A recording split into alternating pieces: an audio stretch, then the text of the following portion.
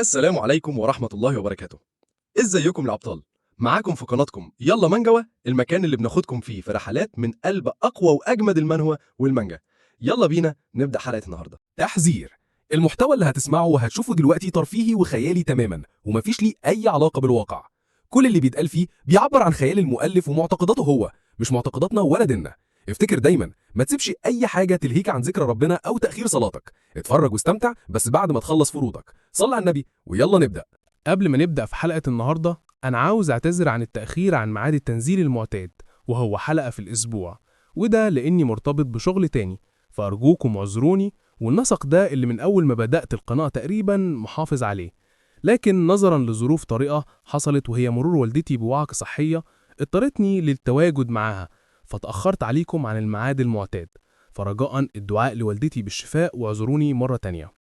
ازيكم يا اصحابي، جايلكم النهارده بحلقه مجمعه من حكايه مستدعي الارواح سيونج. وعشان التاخير جمعت لكم حلقتين في حلقه واحده ومعاهم كمان الحلقه الاولى. بس خلونا اقدم لكم الاساطير اللي علقوا على الفيديو الاخير معانا، ولو عاوز تطلع انت كمان الحلقه اللي جايه اكتب لنا تعليقك، وما تنساش اللايك والاشتراك في القناه. بتبدأ القصة في وسط المدينة الزحمة، وفي أتوبيس زحمة الناس فيه مش طايقة نفسها وعمالة تخبط في بعضها. وبعد ما بيقف الأتوبيس بينزل منه بطلنا سيونج، واللي بيبقى ولا كأنه خارج من مفرمة، وبيقف ينهج وهو عمال يسب ويلعن في الساعة اللي ركب فيها الأتوبيس عشان يوصل للكلية، وكأنه كان في رحلة للجحيم. وبيقول لنفسه يا ربي، طب أنا هعمل إيه؟ ده أنا لسه في أول سنة، طيب أنقل من البيت اللي أنا فيه ولا أسيب الكلية خالص؟ فبينادي عليه واحد من ورقه يقول له: يا أخويا الكبير سيونج، هو مش عيب برضه إن رقيب احتياط في فرقة القوات الخاصة يقول كلام زي ده؟ ويكمل وهو بيتريق عليه: شكل كده ان القوات الخاصه بتاعتك دي اي كلام. اصل انا يا اخويا سيونج مش مصدق بصراحه انك كنت بتعمل تمارين القوات الخاصه ومش قادر تستحمل ساعتين في المواصلات عشان توصل للكليه. فبيضحك سيونج ويقول له: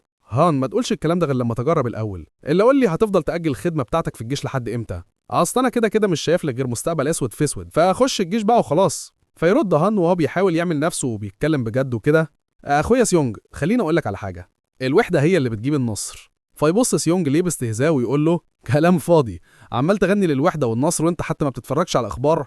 وبعدين انت هتمثل عليا انا؟ ده انا عارف انك عيل كسلان وعمال تاجل في الخدمه بتاعتك عشان ميونج صاحبتك. فيرد هان وهو ماشي وراه موطي راسه بيقول له: طيب انت بتجيب السيره دي دلوقتي ليه؟ فيرد سيونج: هان، هو مش اخوك الكبير قالك من 3 سنين ما تصاحبش بنت من نفس المدرسه عشان ما يبقاش شكلك وحش كده؟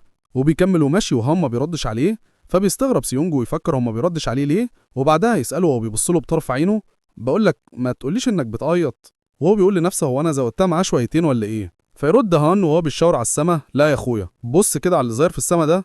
فيبص سيونج على السما وهو بيقول له: ايه اللي موجود في السما؟ هو انت شايف وش ميونج فيها ولا ايه؟ وبنشوف ان السما ظاهر فيها بلون باهت دايره تحميله وسطها 99%.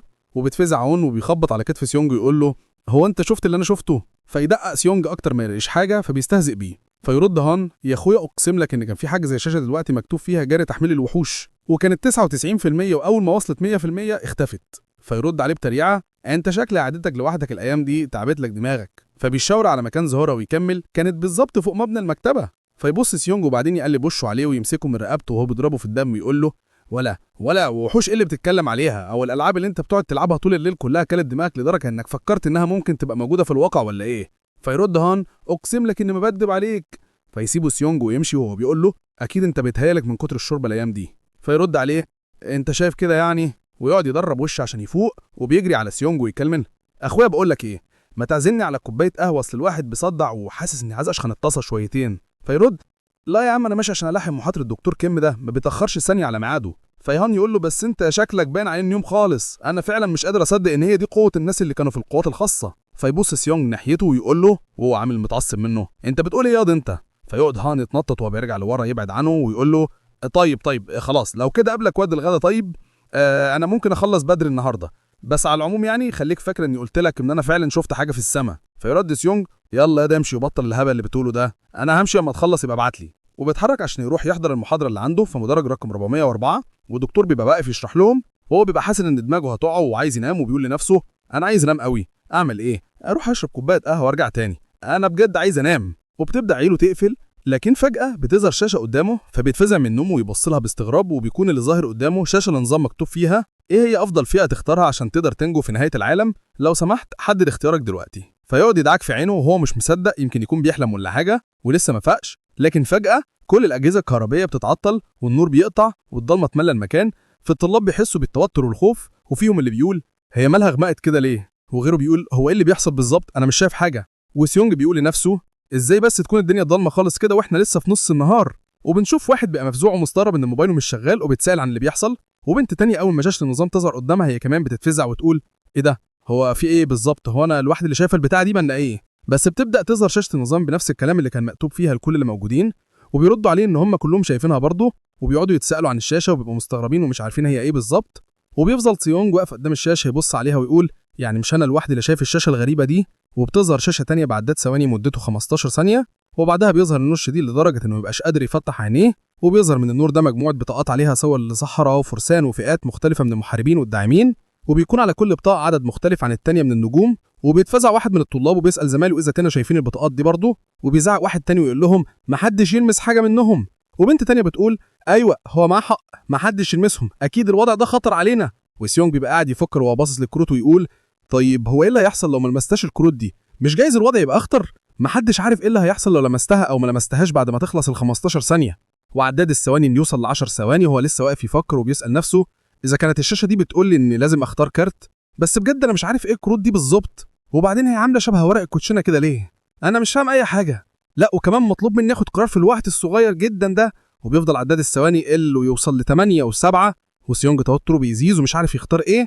وبعدين واحد من اللي واقفين بيلمس كارت، واللي فجأة بيخرج منه نور وبعدين يبدأ يتحول لسيف، واللي بيكون لمس الكارت بيبقى واقف ماسك السيف ومستغرب منه. وسيونج بيبقى بيبص عليه وبيفكر مع نفسه في ان كارت المحارب اللي صاحبه اختاره اختفى ومبقاش موجود وسط الكروت التانية. وبيكمل تفكيره وهو بيقول لنفسه طيب يعني دلوقتي لو هفكر ان دي نهاية العالم والمفروض ان انا اختار كارت يساعدني في النجاة فيها، يبقى لازم اختار حاجة كويسة.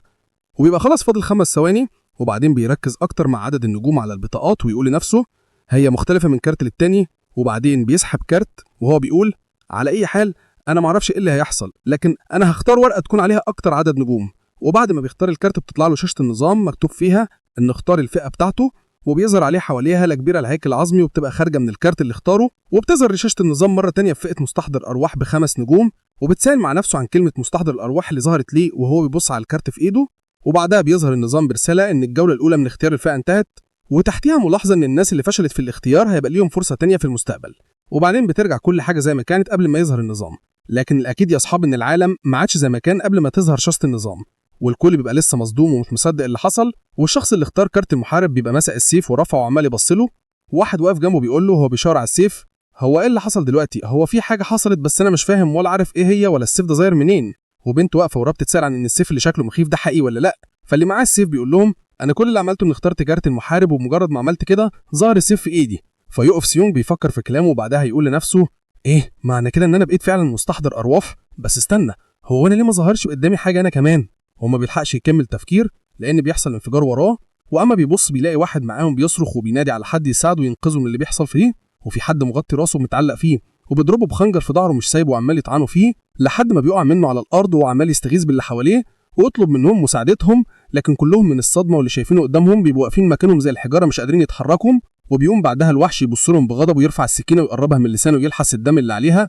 واول ما الطلاب بيشوفوا كده بيطلعوا يجيروا ويقعدوا يزوروا في بعض عشان يهربهم، لكن سيونج بيبقى واقف مكانه بيبص للوحش وجثه زميله مش عارف يعمل ايه، وبيبص لنفسه ان حظه ان الوحش ظاهر له في اخر الفصل ومفيش مكان يهرب منه، وانه مش عارف يتحرك عشان الوحش مركزش معاه لوحده. والوحش بيقعد يصرخ عليهم، وبنت بتنادي على الواد اللي خد كارت المحارب وبتقول له يا اخويا منسو انت معاك سيف ساعدنا. وواحد تاني وراه بيقول له ايوه يا منسو استخدم سيفك واعمل اي حاجه. هو بيبقى مرعوب اصلا وبيقول لهم ايوه يعني اعمل ايه؟ فبيردوا عليه ما هو مفيش جارك اللي معاه السيف. فيبص له اسيانج وينادي عليه ويقول له منسو انت مش عارفني؟ فيزعق منسو بخوف انت عاوز ايه يعني بالظبط؟ فلما يبص له سيونج ويشوف حالته دي بيقول لنفسه كده احنا اتبقلشنا خلاص. والوحش بينطلق ناحيته عشان يهجم عليه، وهو بيقول لنفسه وهو بيجري يا نهاري ده جاي عليا انا لو كنت اعرف كنت جريت من بدري. وقبل ما يشغل وضع الجري بكل الجدعنه بيفكر مع نفسه في ان لا ما ينفعش يجري ويدي ظهره للوحش لان كده الوضع يبقى اخطر. وبعدين بيلف ناحيه الوحش في الوقت المناسب ويرزع الوحش برجله في دماغه ويطيره بعيد عنه، والوحش بيحاول يعيد توازنه من الضربه وبيستخدم الخنجر عشان يعمل كده. وبعدين يقف سيونج يبص للوحش وهو بيزعق مفيش اي حاجه تخليني اخاف من حته وحش صغير زي ده ما يعديش ال 15 كيلو. وبعدين بيسحب كرسي من الكراسي الموجوده وراه اللي كان زمايله عاملين الكراسي كلها ساتر بينهم ومن الوحش ومستخبين وراه، والوحش بيبص له بغضب وبينطلق ناحيته تاني وهو بيكون مستعد بالكرسي في ايده وبينزل بيه على دماغ الوحش يعمله منه سجاده على الارض، وبيقوم ياخد نفسه بعدها وشاشة النظام بتظهر له وبيبقى مكتوب عليها إنه كسب 10 قطع ذهبية مقابل اصطياده الوحش الجوبلين. وهو بيقعد يبص لشاشة النظام يبقى مش فاهم أي حاجة، وزمايله من مرة بيبصوا عليه مرعوبين، وهو بيقف على وشه القلق وبيقول لنفسه أنا مش هينفع أشغل تفكيري بالكلام اللي قدامي ده دلوقتي، بس إيه جوبلين وإيه 10 قطع ذهبية دي؟ هو العالم اتحول لحاجة زي لعبة خيال علمي ولا إيه؟ لا واضح يا إخوان إنك مش هتشغل تفكيري بالكلام اللي في شاشة النظام ده. المهم بيظهر له بعدها شاشة تانية مكتوب فيها إنه يقدر يفعل قوته اللي بتخليه يقدر يعمل قبيلة من الوحوش اللي بيقتلها ويستدعيها أي وقت ما يحب. وبتظهر له شاشة تانية بيبقى مكتوب فيها عدد أفراد القبيلة 1 من 3 متاحين، والفرد اللي موجود هو هيكل الجوبلين العظمي بالمستوى الأول، سلاحه الخنجر، فصيلته الجوبلين، نوعه من الموتى الأحياء. فبيستغرب سيونج وبيتساءل مع نفسه عن كلمة مستحضر أرواح اللي ظهرت ليه وهو بيبص على الكارت في إيده. بعدين زمايله بيتفزعوا ينادي عليه عشان يبصوا وراه، وبيكون بتخرج طاقة من الوحش اللي قتله وبتبدأ تتشكل قدامهم وهم واقفين لحد ما تتحول لهيكل عظمي، واللي بيبقى راكع على ركبته في إشارة منه إنه تحت أمر سيونج. واللي بيبدأ يستوعب المنظر اللي قدامه ويقول لنفسه صحيح أنا الفئة بتاعتي معناها إن أقدر أتحكم في الموتى الأحياء وأخليهم تابعين ليا، فئة مستحضر الأرواح. بيدخل بعدها وحشين من الجوبلين عليهم، والطلاب بيتفزعوا من الخوف، وزيونج بيبقى واقف والهيكل العظمي لسه راكع على ركبته قدامه، وبيظهر ليه شاشة النظام واللي بيبقى مكتوب فيها إن التابع بتاعك جاهز عشان ينفذ أوامرك. فبيأمروا بالتخاطر إنه يهجم عليهم ويقتلهم هما الاتنين. فبيقف الهيكل العظمي يبص للوحشين وبعدين ينطلق عليهم بالخنجر بتاعه، وهاتك يا ضرب يمين وشمال وشمال ويمين، هم يضربوا فيه وهو يضرب فيهم. وزيونج بيبص عليهم وباين ان الغلبة للوحوش التانية، ما هو اصل برضه الكترة تغلب الشجاعة، ويقول لنفسه انا لو فضلت واقف اتفرج كده هبقى مضطر اقتلهم من بنفسي بعد شوية. هم اجسامهم صغيرة زي الاطفال وقتالهم مش حاجة صعبة، لكن المشكلة اللي بتواجهني هي ان مش معايا سلاح. وبعدها يبص لمنسو ويقول له هات السيف اللي معاك ده بسرعة. فمنسو بيبقى مرعوب وحاضن السيف ويقول له ايه عاوزه ليه؟ فيرد عليه يا عم انجز، هكون عاوزه لايه؟ اكيد عاوزه عشان اقتل الوحوش دي. فيرد عليه منسو بس السيف ده بتاعي انا وانا اللي حصلت عليه بنفسي. فبيشاور له سيونج على الوحوش ويقول له تمام ورينا جمال خطوتك وتعالى اقتلهم انت بقى يا اخويا. فبيترعب سيونج اكتر وهو بيبص على وحوش الجوبلين، وسيونج يقول له اقول لك انسى انا مش عاوز حاجه من وشك، ابقى راح اقطع بيه بطاطس بقى يا حيلتها. وبيمسك كرسي ويجري يهجم بيه على الوحوش وبيرميه عليهم عشان يساعد الهيكل العظمي بتاعه انه يقتلهم ويصلص عليهم. وفعلا بعدها بيقدر الهيكل يقضي عليهم، وبيجي له اشعارات من النظام عن كل وحش قتله انه خد مقابل كل وحش 10 قطع ذهبيه. وبيقوم ياخد نفسه، بعدها يبص على الهيكل بتاعه اللي بيبقى خسر دراعه الشمال في المعركه ولكن واقف زي الاسد ولا كأن حاجه حصلت. وبيفضلوا واقفين يبصوا لبعض من غير اي كلام. وبعدها يقول للهيكل بقول لك ايه يا عمنا بلاش البصات دي الله يرضى عنك، عشان بحس اننا مش مستريح منها، فيا ريت يعني تبص بعيد. فبيحس الهيكل بالاحباط وهو بيشوفه ويقول لنفسه ان شاء الله ما يكونش زعل وجاله احباط من كلامي ولا يكون زعل. وبيتفزع لما يلاقي النظام بيقطع تفكيره بإشهار انه يقدر دلوقتي يضم اللي ماتوا لقبيله الموتى الاحياء بتاعته، واشعار تاني بيقول له انه علشان يقدر يعرف معلومات كل هيكل منهم يدوس عليه لوحده، وانه كمان وصل للحد الاقصى لعدد الارواح اللي يقدر يضمهم للقبيله بتاعته.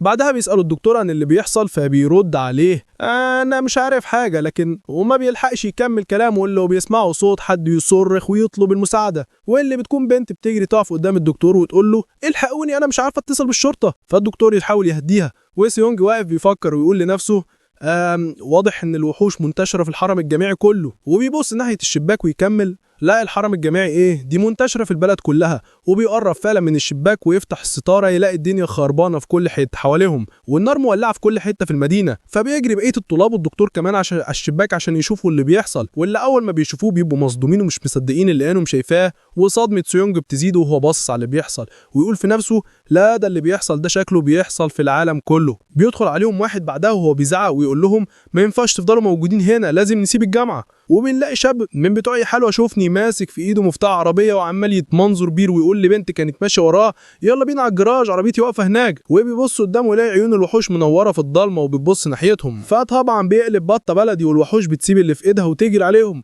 وهم بيطلعوا يجروا هم كمان، والجوبلين بيبقى خلاص نط في الهواء وبيقرب من البنت اللي بتجري وخلاص هيهجم عليها، لكن في اللحظه الاخيره بتتدخل الهياكل بتاعه بطالنا وتهجم عليهم، وبتدور معركه بينهم ومن وحوش الجوبلين الثانيه. وزيونج بيبص لزمايله ويقول لهم اهربوا من هنا بسرعه وانا هعطلهم، ويشاور على الهياكل بتاعته ويكمل او هم هيعطلوهم عشان حته انا هعطلهم دي مش متاكد منها قوي.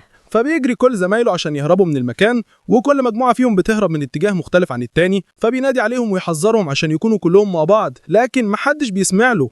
فبيقف يبص ناحيه الاتجاهات اللي هربوا منهم ويقول انا اللي عليا بعمله، اما الباقي فراجع ليهم هم يعملوا اللي هم عاوزينه. ويكمل تفكيره، وبيكون بيفكر في الكارثة اللي حلت على دماغهم دي، والوضع اللي هم فيه اللي أشبه بألعاب الخيال العلمي، واللي مفيش حاجة واضحة فيها ولا قواعد حتى عشان يمشوا عليها، لكن هتبقى لاقيها زي أي لعبة تمشي على قواعدها هتقدر تنجح فيها. يعني فجأة بيتم منح الشخص فرصة لاختيار فئته ومهاراته بتتحدد على أساسها، وبعدها ظهور الوحش اللي بتمثل دورها كفريسة. هو ده ممكن يكون تفسير غبي مني، لكن أعتقد إن هي دي القواعد، وبيتهيالي كده إن معدلات نجاتي هتزيد أكتر كل ما قاومت أكتر.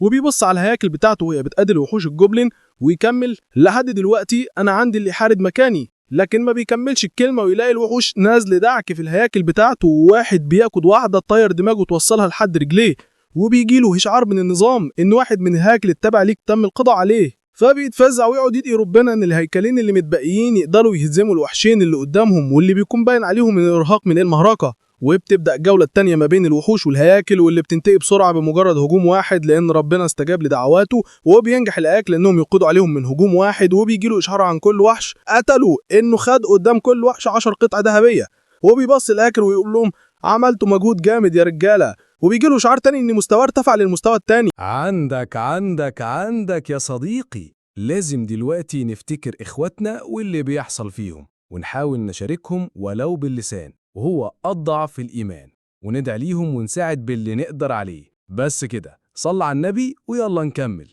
بس قبل ما نكمل ما تنساش تعمل لايك وتشترك في القناة وتسيب تعليقك الجميل برأيك في القصة. فبيستغرب ويبتسم وهو بيبص على الإشعار ويقول: لا ما تقولش، هو أنا لو قلت نفذت حالة تظهر؟ فبتظهر فعلا نفذت الحالة بتاعته، واللي بيكون فيها صورته ومكتوب فيها الاسم يو سيونج وو. المستوى الثاني: نقاط الصحة 42 من 50، نقاط المنى 13 من 30، الفئة مستحضر أرواح، القوة 5، السرعة 5، التحمل 5، نقاط الخبرة 12 من 200، والقطع الذهبية 50. وبيكون موجود فيها اختيارات تانية متاحة للاستخدام زي العناصر والمعدات ومعلومات المهارة. وبيقول لنفسه وهو بينقط على خالة العناصر: شكل كده ان نفذت الحالة شغالة فعلا، ودي الاحصائيات بتاعتي. بس هو مش مفروض في الالعاب بيبقى فيه نقاط تخص في كل ما مستواك بيرتفع؟ وبعد ما بيضغط على خانة العناصر فبتظهر ليه شاشة تانية مكتوب عليها: رجاء اختار كارت ترقية المستوى. وبيكون قدامه 5 بطاقات، واحدة مكتوب عليها عنصر عشوائي، وغيرها مكتوب عليها مهارة عشوائية، وغيره نقاط خصائص عشوائية، وغيره كارت عشوائي اللي هو على الله ان شاء الله، والكارت الاخير زيادة القوة. فبيبان على وشه التوهان من الكتر كلمة عشوائي اللي موجود، او بعدين يبص للبطاقات بتركيز ويقول: خطوة زي دي تعتبر مهمة في عالم الالعاب، وبيتحدد على اساسها حاجات كتير، لكن بما اني معرفش حاجة كتير عن الوضع اللي انا فيه ده، فاحسن حاجة ان نعتمد على حظي.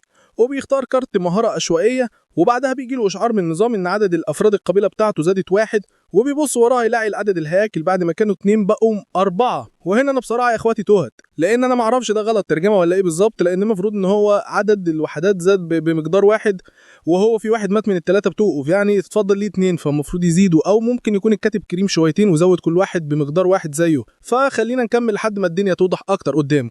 المهم بيجيلي إشعار تاني بقى، ده مستوى النقاط المنة عنده نقص وبقى 3 من 30.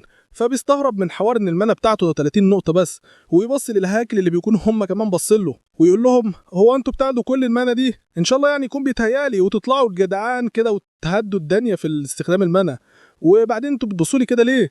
بص اقعد انت وهو، هتحسوا بالاحباط مش هتحسوا بالاحباط، ديروا وشاشكم من الناحيه الثانيه وما تبصوش كده، ده لو ما ضايقكمش يعني. وبعدين يبدا يتحرك في المكان والهياكل محوطينه بيه عشان يكونوا درع حمايه ليه، فبيتنهد ويقعد يفكر انه محتاج يركز عشان يقدر ينجو من اللي هو فيه ده، ولازم ما يفقدش تركيزه عشان ما يعملش حاجه يرجع يعيط بعدها. ويكمل: انا مش عارف ايه اللي بيحصل بالظبط، لكن بيتهيألي ان الدنيا ماشيه معايا كويس، ده عدي دلوقتي. وبعدين يجز على اسنانه ونقول: انا لازم اعيش، ده كل اللي لازم افكر فيه دلوقتي، ولازم اتماسك واخرج من هنا. ويتوجه ناحيه الشباك عشان يشوف الاوضاع بره المبدا عامله ايه، فيلاقي الدنيا بره متداكه، الوحوش نازله ضرب وتقطيع في اي حد تقابله من البشر، وبيتضايق من اللي هو شايفه، ويقول لنفسه: اخرج ايه؟ ده الدنيا امان جوه عن بره باللي انا شايفه قدامي ده، لازم اهدى وافكر انا هعمل ايه واخرج من هنا ازاي، لان انا مش هقدر اقعد هنا على طول.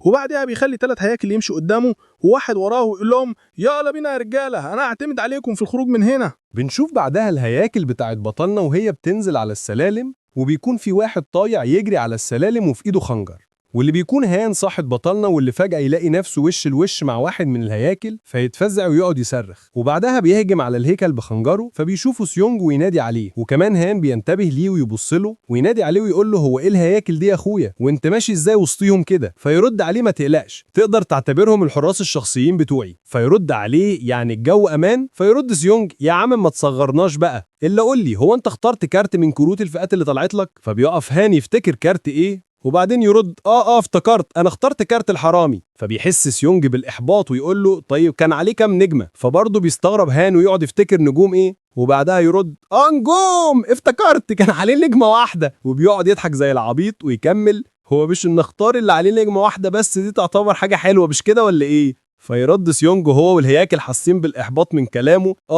خليك بقى مصدق الكلام ده. فيرد هان وكأنه شاكك في كلامه خلاص تمام. فبيبداوا ينزلوا على السلالم والهياكل قدامهم، وسيونج بيقول له خلينا نروح لمكان آمن الأول، وطول ما احنا ماشيين ورا الهياكل هنبقى في أمان إن شاء الله. ولما بيقول كده بتظهر قدامه فجأة شاشة النظام بنفس الكلام اللي قاله، وهو بيبقى مستغرب منها، فبتظهر له ليه رسالة تانية عشان تعرفه المهارة اللي اتفعلت، واللي بيكون مكتوب فيها إن المهارة دي اسمها مهارة جما إلى جنب، واللي اتفعلت بسبب إنه قدر يجمع 5 أسلحة من نفس النوع وهو خنجر الحرامي، والتأثير بتاعها إنها بتسبب إصابة حرجة، وكمان بتزود نسبة القطع الذهبية اللي بتقع من الوحوش بنسبة 10%. وبيبقى كمان هان مندهش من شاشة النظام وبيسأل سيونج إذا كان شايفها هو كمان، فيرد عليه إنه شايفها، لكن في نفس الوقت بيبقى بيفكر في اسم المهارة وبيقول لنفسه يعني انا لو جمعت 5 من نفس العناصر هتديني التعزيز للقوه، ده حلو قوي الكلام ده، يعني كده الواحد كل ما يشتغل على الجمائل المزايا اللي هياخدها تبقى اكتر. بس استنى كده، هو ده معناه ان المهاره دي زي ما بتشتغل على البشر بتشتغل كمان على الهياكل اللي معايا؟ هو استناجي ده مش اكيد، لكن لو طلع صح هتبقى حاجه فوق العظمه، لان كده هقدر اتحرك لوحدي انا والهياكل بس من غير اي مساعده من حد تاني. لا الفئه بتاعت مستحضر الارواح دي شكلها جامد بصراحه. وبيكملوا طريقهم وبعدها بيلاقوا قدامهم مجموعه من الجوبلين ومعاهم القائد بتاعهم واللي بيبقى شكله اكبر واقوى من وحوش الجوبلين اللي ظهرت قبل كده. فبيتفزع هان ويقول له يا اخويا بص على الكبير بتاعهم ده القائد بتاعهم ده ولا ايه؟ وقبل ما سيونج يدي اي امر للهياكل عشان تهجم على الوحوش بتظهر شاشه النظام برساله تم تفعيل تأثير مهارة رائحة المدمن المستوى الأول، انخفضت مهارة عفاريت الجوبلين بنسبة 30%، وشاشة تانية بتعرفه إن المهارة بيتم تفعيلها لما بيكون مستدعي 4 هياكل عظمية أو أكتر. فبيبدأ تأثير المهارة يشتغل على العفاريت، وبيبتسم سيونج من حظه الحلو وبيأمر الهياكل إنها تهجم على العفاريت، وبتنطلق الهياكل والعفاريت ناحية بعض ويبدأوا الهجوم على بعض، لكن بسبب تأثير المهارة على الوحوش بتبقى الغلبة للهياكل بتاعت بطلنا، وهام بيبقى ولا كأنه واقف في الاستاد وعمال يشجع فيهم وفرحان، لكن ده ما بيستمرش كتير لأن القائد بتاع العفاريت بيتعصب ويرفع ايده ويفعل مهارة اسمها جنون البرية، واللي بدورها بتعزز قوة العفاريت التابعة ليه، فتنقلب المعركة لصالح العفاريت ويكثفوا هجومهم على الهياكل ويسيطروا على المعركة سيطرة تامة. وطبعا وش هان بيقلب ويلف عشان يلحق يجري ويقول لسيونج يا اخويا نهرب بقى دلوقتي ولا نعمل ايه؟ فيتوتر سيونج ويفكر، وبعدها يقول له استنى بس اما نشوف اللي هيحصل، ويكمل تفكيره مع نفسه انه دلوقتي بما ان الهياكل بتتحرك على حسب اوامره فلازم يقرب منهم عشان يقدر يتحكم فيهم بشكل اكبر ويفعل المهارات اللي تزود من قوتهم، في الوقت اللي بيكون القائد بتاع العفاريت لسه رافع ايده وبيعزز في قوة التابعين. ولما بيقرب سيونج من واحد من الهياكل بتبدأ عينه تنور بالمنى وقوته تزيد وينط عشان يهجم على القائد بتاعهم، وبيكون العفاريت بيبصوا للهيكل ومستغربين من قوته، وبينجح هجوم الهيكل على القائد، واللي بنشوف ايده اللي كان رافعها عشان يفعل مهارة التعزز على تابعينه اتقطعت ووقعت جنجه على الارض، وبيصرخ القائد من الوجع. واول ما بينزل الهيكل اللي هجم عليه على الارض بيلاقيه مقابله بضربه برجليه بتطيره من قدامه، فبيخبط في واحد من العفاريت التابعين ليه في الوقت اللي بيكون فيه عفريت تاني عمال بيضرب هيكل تاني واقع على الارض بخنجره. لكن اول ما بيقرب الخنجر من دماغه بيتفعل عليه تأثير سيونج وعينه بتشعب مانا اكبر، وبنشوف ان التأثير ده اشتغل على الهياكل الاربعه بتوع بطلنا وقدروا فعلا ينهوا المعركه لصالحهم. وبتظهر 6 اشارات من النظام كل واحد فيهم مكتوب فيه انه نجح في اصطياد العفريت واخد 10 قطع ذهبيه وعليهم واحده عشان مهاره جنبا الى جنب المتفعله اللي بتديله 10% زياده على القطع الذهبيه اللي بياخدها من قتل الوحوش. بس ما بيلحقش يتهنى بالكلام ده عشان قائد العفاريت بيتعصب ويبدا يهجم على الهياكل بقوه كبيره بالرمح اللي في ايده، بس الهياكل برضه بتكون اشاوس وبتبدا تهجم عليه، وواحد منهم بينط ويضرب شقلباز بالجنب ويديله ضربه بالخنجر في نص بطنه وينط يقف وراه، ومع هجوم الهيكلين التانيين عليه بيكونوا كافلين انهم يخلوه واقف ماسك بطنه من الضربه وبيتقلب بيتألم وبعدها يقع ميت على الأرض، وبيظهر إشعار لبطلنا إنه قدر يكسب 50 قطعة ذهبية وعليهم 5 زيادة مقابل اصطياده للعفريت القائد. وهان بيبدأ يتحرك ويخرج من ورا بطلنا، وهو مبسوط بيتوجه ناحية جثة العفريت القائد هو وبطلنا، وبيشاور له على العناصر ويقول له يا اخويا بص كده دي شكلها عناصر وقعت من الوحش. فيرد عليه ايوه دي عناصر فعلا. فبياخدهم سيونج وبيلاقيهم انهم صوار ورمح، وبتظهر ليه شاشة المعلومات بتاعتهم، وبتكون معلومات الرمح انها الاسم رمح عادي، الدرجة عادية، التصنيف رمح يمكن استخدامه بايد واحدة، التأثير لا يوجد. اما معلومات الصوار اسم صوار روح البرية، الدرجة نادرة، التصنيف صوار، التأثير زيادة سرعة هجوم جنود قابلتك بنسبة 20% وزيادة قوة هجوم الهياكل العظمية بنسبة 10%، وسيتم تفعيل مهارة زيادة القوة عند استيفاء الشروط، واللي بتكون مستوفاة اصلا لان الشرط بتاعها انه يكون بطلنا عنده طابعين من العفاريت. وبنشوف الهياكل وهي عمالة تتحرك بسرعة كبيرة وبتجرب المهارة اللي اتفعلت عليهم،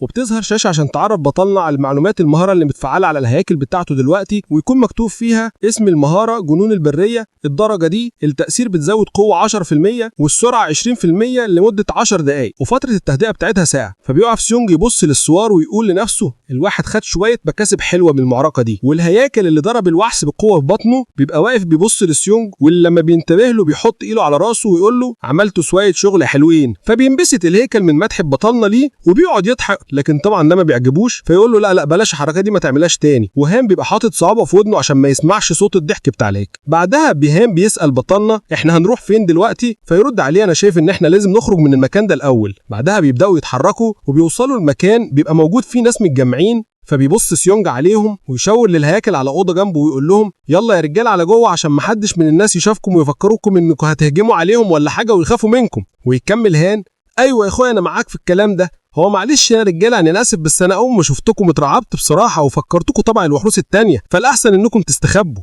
وبعدها بيقربوا ناحيتهم يلاقوا واحد واقف وماسك درع وبيوجه كلامه لكل اللي موجودين ويقول انا عاوز الكل يهدى، احنا بنتواصل دلوقتي مع الشرطه، وكمان احنا كاتحاد طلاب بنحقق في الوضع الحالي. فترد بنته وهي متعصبه وبتشاور على الاثنين اللي واقفين حراس على الباب وبيمنعوا اي حد من الخروج. طيب يعني انت شايف ان الاثنين دول يقدروا يعملوا حاجه في الوضع ده؟ بقول لك افتح الباب يا عم تعب. فيرد عليها وهو بيحرك راسه يمين وشمال في اشاره للنفي احنا بنحاول نعمل اللي علينا عشان نفتحه لكن ما عرفناش، وده كل اللي احنا نقدر نعمله دلوقتي عشان نحميكم. فترد البنت يا عم ما توجعش دماغي انا عاوز اخرج دلوقتي حتى لو هنكسر الباب. فيرد طيب انا عاوز بس الكل يهدى ويسمع كلامي بعد اذنكم. وبعدها بيقرب منه بطلنا وهو بيبص له وبيعرفنا عليه ان اسمه جين سوك، حته واد ملزق من بتوع اتحاد الطلاب اللي بيزعوا انهم يعملوا نفسهم قيمه في الكليه ويتمنظروا بسلطتهم جوه الاتحاد على البنات في الحرم الجامعي ويضايقوهم ويعاكسهم على طول. اكيد يا اخواتنا انتوا فهمتوا الواد ده من اي نوع، خصوصا اللي في كليات هيفهموا معنى كلامي. طبعا كلامي مش على عموم افراد اتحاد الطلاب، كلامي عن النوع اللي زي الشخص ده منهم. وبيكون بطلنا وهان مكملين طريقهم ناحيه الباب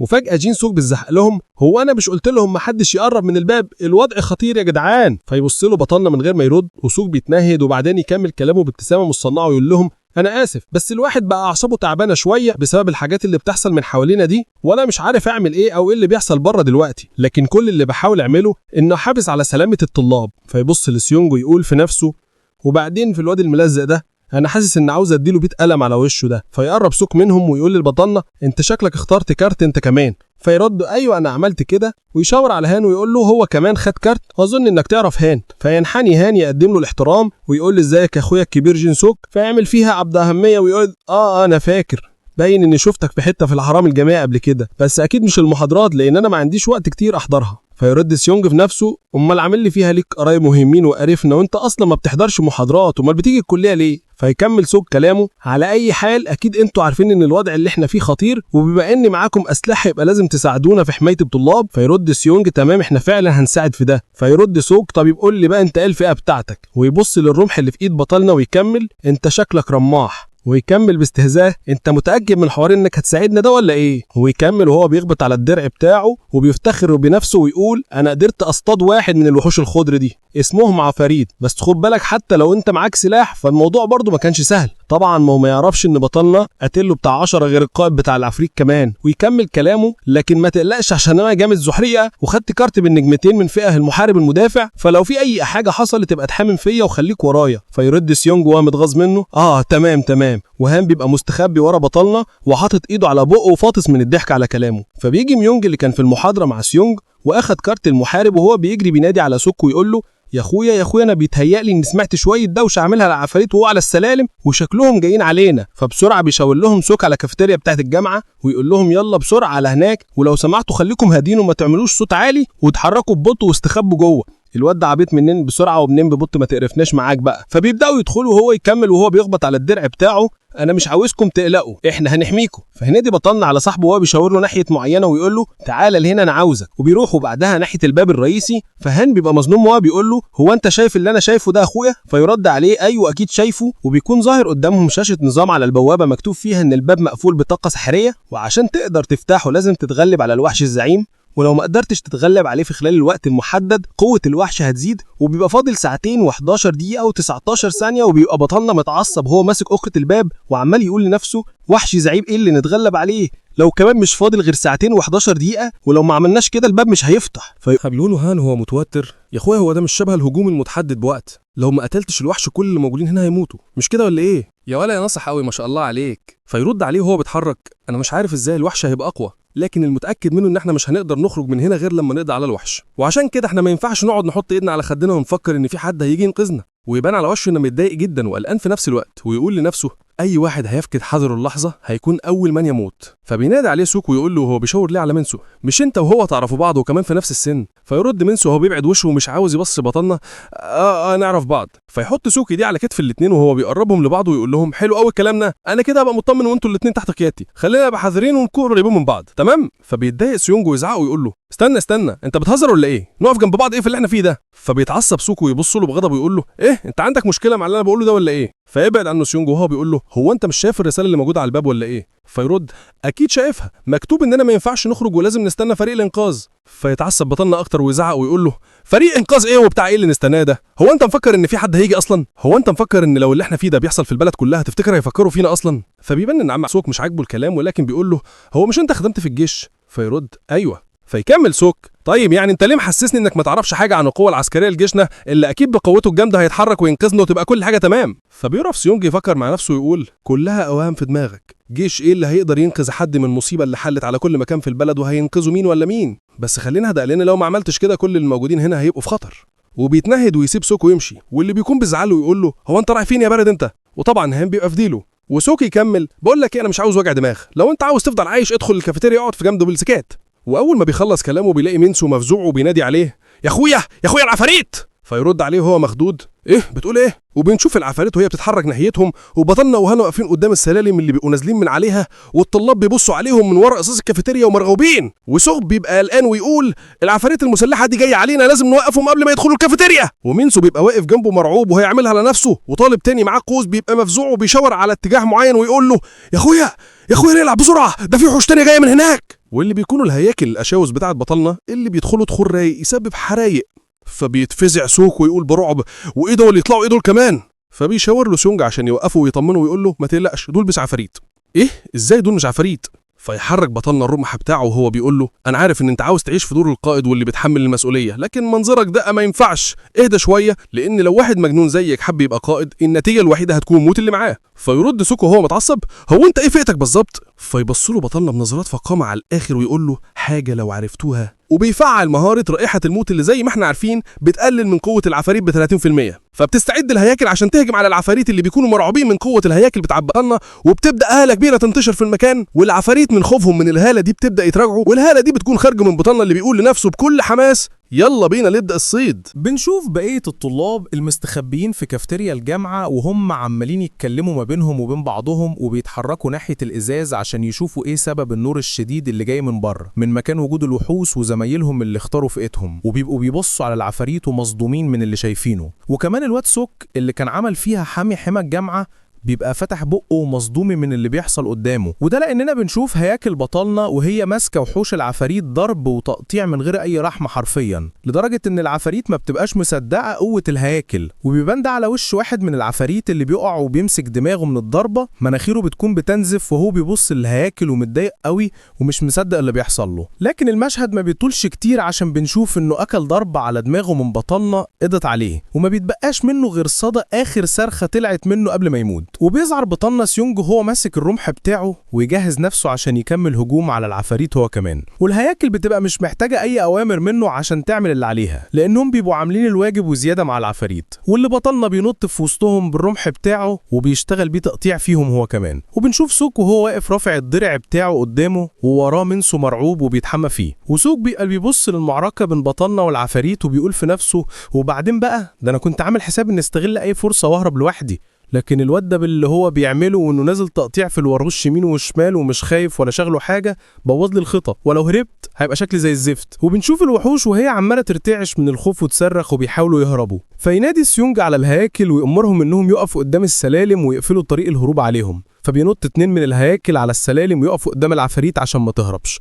وبيبقى البطل واقف بيشجعهم، وبيبقى بيفكر في انه لازم يثبت لكل اللي موجودين انه قادر انه يسيطر على الهياكل العظميه اللي مستدعيها، وكمان يستخدمهم في الخروج من الموقف اللي هم اتحطوا فيه ده. وساعتها لما هيبان انه قادر انه يفرض سيطرته عليهم ويقضي على العفاريت الصغيره، ياخدهم ويتوجه على الرئيس بتاعهم ويقاتلوا معاهم. وبيفكر كمان في ان من المحتمل ان هو لما يمشي على حسب القواعد اللي قراها لما حاول يخرج من الباب ويقاتل الوحش الزعيم، يكون هو ده طوق النجاة ليهم. وبيفعل بعدها التأثير الخاص بتاع مهارة جنبا إلى جنب، واللي بتزود هجوم الهياكل والقطع الذهبية اللي بتقع من قتل الوحوش بنسبة 10%. وبيفعل كمان صور روح البرية، واللي لما بيستخدمه بيتسبب في زيادة سرعة هجوم جنود القبيلة بتاعته بنسبة 20% ضد أنواع العفاريت، وزيادة قوة الهجوم بنسبة 10%. وبعد ما فعل المهارتين دول بيفكر في إنه كده هيسهل على نفسه عملية القضاء على العفاريت العادية، ومش هتبقى مشكلة بالنسبة له. وده اللي بيبقى واضح فعلا لأن عيون الهياكل بتبدأ تشع بالنار وبتكثف من هجومهم على العفاريت. وبيبقى سيونج شايف إن لحد دلوقتي كل حاجة ماشية زي ما خطط،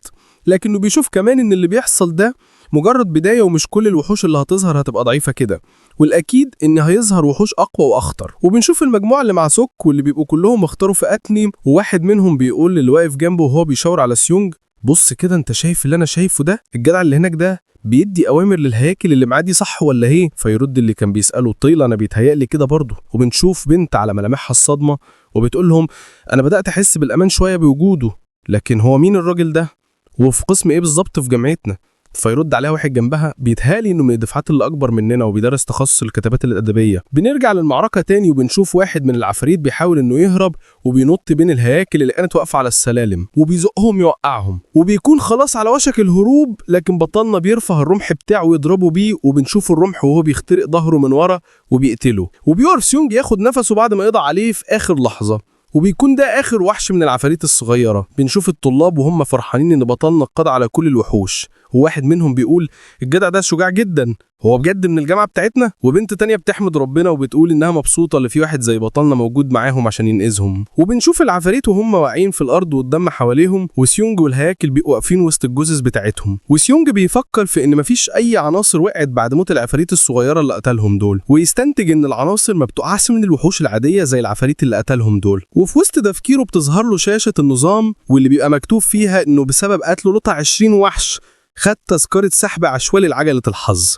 وإنه في المركز ال34 من ضمن الصيادين اللي قدروا إنهم ينفذوا نفس المهمة، واللي بتبقى متاحة لأول مليا يقدروا ينفذوا المهمة، ونتيجة لترتيبه في إلغاء المهمة فيتم رفع رتبته للرتبة الغير محددة. وبيقف سيونج يبص للشاشة بتاعت النظام وهو مستغرب من تذكرة عجلة الحظ اللي جات له، وبيتساءل مع نفسه عن إزاي هيقدر ياخد الجايزة وهو ما عندوش أصلا مخزن في النظام. وبيحط إيده في جيبه على السن تكون التذكرة اللي خدها موجودة فيه، لكن بيلاقي جيبه فاضي، فبيكبر دماغه لما بيلاقي الهياكل جاية عليه فبيمدحهم، وهم طبعا بيقابلوا مدحه ده بضحكتهم المزعجه اللي بتخليه هو وصاحبه يبقوا متضايقين منهم، ويقول لهم يا عم انت وهو انا مش قلت لكم ما تعملوش الحركه دي تاني؟ وبيتحرك هو وهان وسط الاربع هياكل ومتوجه ناحيه سوك وبقيه الطلاب اللي معاه.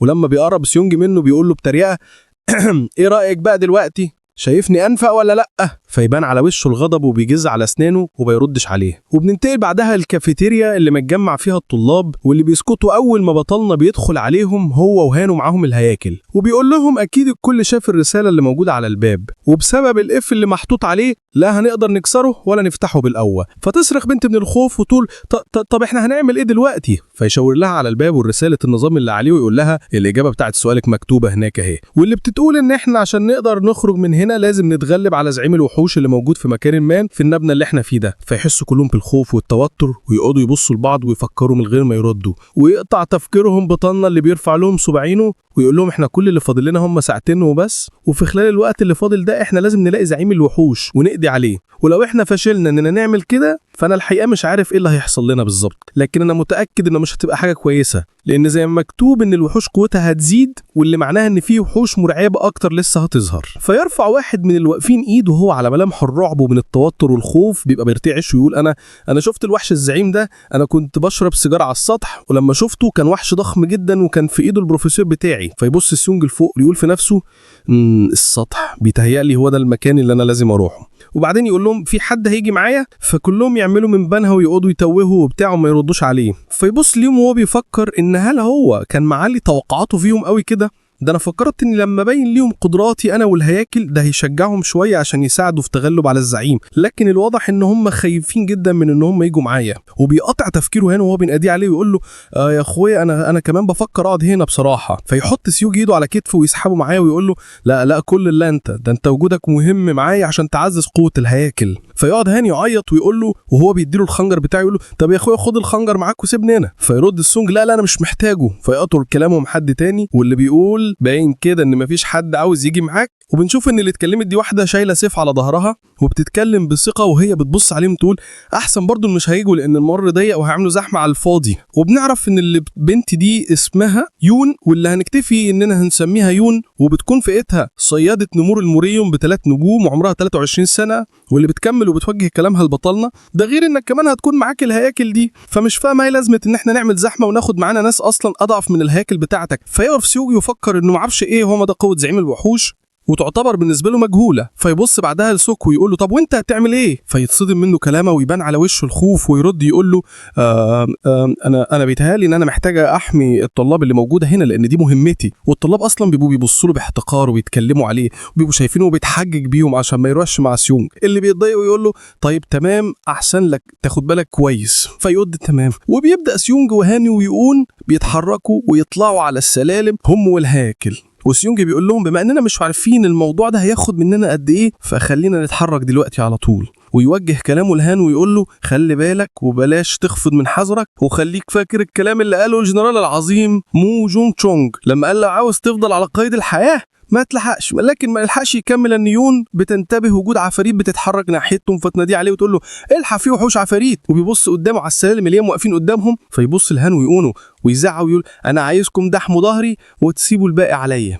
واول ما بيخلص كلامه بيلاقيها مفعله قوتها ومنطلقه ناحيه الوحوش بسيفها واللي بيبقوا متفاجئين من هجومها عليهم وبلوحه من سيفها بتقضي على اول عفريت قدامها. فيتصدم العفريت التاني ويلف عشان يهرب لكنها بتلف وتلمحه قبل ما يهرب وتنقض عليه بسيفها تديله ضربه في بطن تخدعها فيصرخ العفريت ويقع على الارض ميت وتقف بعدها تاخد نفسها. وهان بيبقى شايف عليها ومنبهر جدا من قوتها ويقول لسيونج وهو بيشاور له يا اخويا بص كده دي شكلها قويه جدا. وبنشوف ان سيونج هو والهياكل بتاعته ادوا على الوحوش التانية اللي كانت فوق على السلالم وبعدها بينتبه للكلام اللي هان بيقوله وما بيردش عليه. والهياكل كمان بتبص له وهان لما بيشوفهم كلهم بيبصوا له بيقول له ولا اقول لك ما تشغلش بالك يا اخويا فعلا الجنرال مو جونج تشونج معاه حق. فيتنهد سونج ويقول له كفايه هزار بقى يا عم انت وهو يلا نتحرك.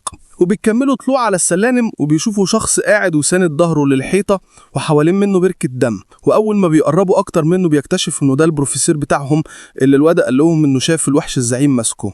وبينادوا عليه ويقول له يا بروفيسور هوانج اللي اول ما بيسمع صوت بطلنا بيرد عليه بصعوبه وهو مش قادر من الاصابات اللي في جسمه ويقول له ده انت يا سيونج اللي بيفزع من منظره ويقول له ايه اللي حصل لك يا بروفيسور؟ فيرد عليه معظم الطلاب في فصلي ويبتن في العياط والدموع تنزل منه شلال ويكمل ماتوا بسببي للاسف كل اللي حصل ليهم ده بسببي. فيحاول سيونج يهديه ويساله عن اللي حصل فيرد انا قررت ان انا اخد الطلاب ونروح نستخبى في المعمل ويكحن بتاعه ويكمل لكننا ما قدرناش اننا نقعد هناك كتير وانا خدتهم وتحركنا لسطح المبنى وده على حسب كتاب الارشادات الطوارئ واللي انا اتبعته خليتهم هم كمان يتبعوه. فيتعصب سيونج يقول في نفسه اشمعنى المكان ده عن باقي الاماكن كلها. والبروفيسور يكمل لكن اول ما دخلنا لقينا وحوش اقوى موجوده هناك والطلاب اللي واثقوا فيا وما بيقدرش يكمل كلامه من الصدمه اللي حصلت له من الانشاف اللي حصل مع الطلبه. وبعدها بيجز على اسنانه ويزعق لسونج وبيشاور له على السطح يقول له اوعى اوعى تروح لهناك، ويشد سونج من هدمه ويقول له انت لازم تخرج من هنا عايش. ودي بتكون اخر كلماته قبل ما يفارق الحياة. وبيبان عليهم التلاتة الحزن، لكن غضب سيونج هنا بيكون كبير جدا، وبيمسك الرمح بتاعه بقوة، وبتظهر له بعدها شاشة النظام بمهمة جديدة واللي بتكون اسمها الانتقام من الميت. النوع بتاعها تجاهل أو الانتقام للميت. والهدف بتاعها إنك تقتل الوحش الزعيم اللي موجود في المبنى.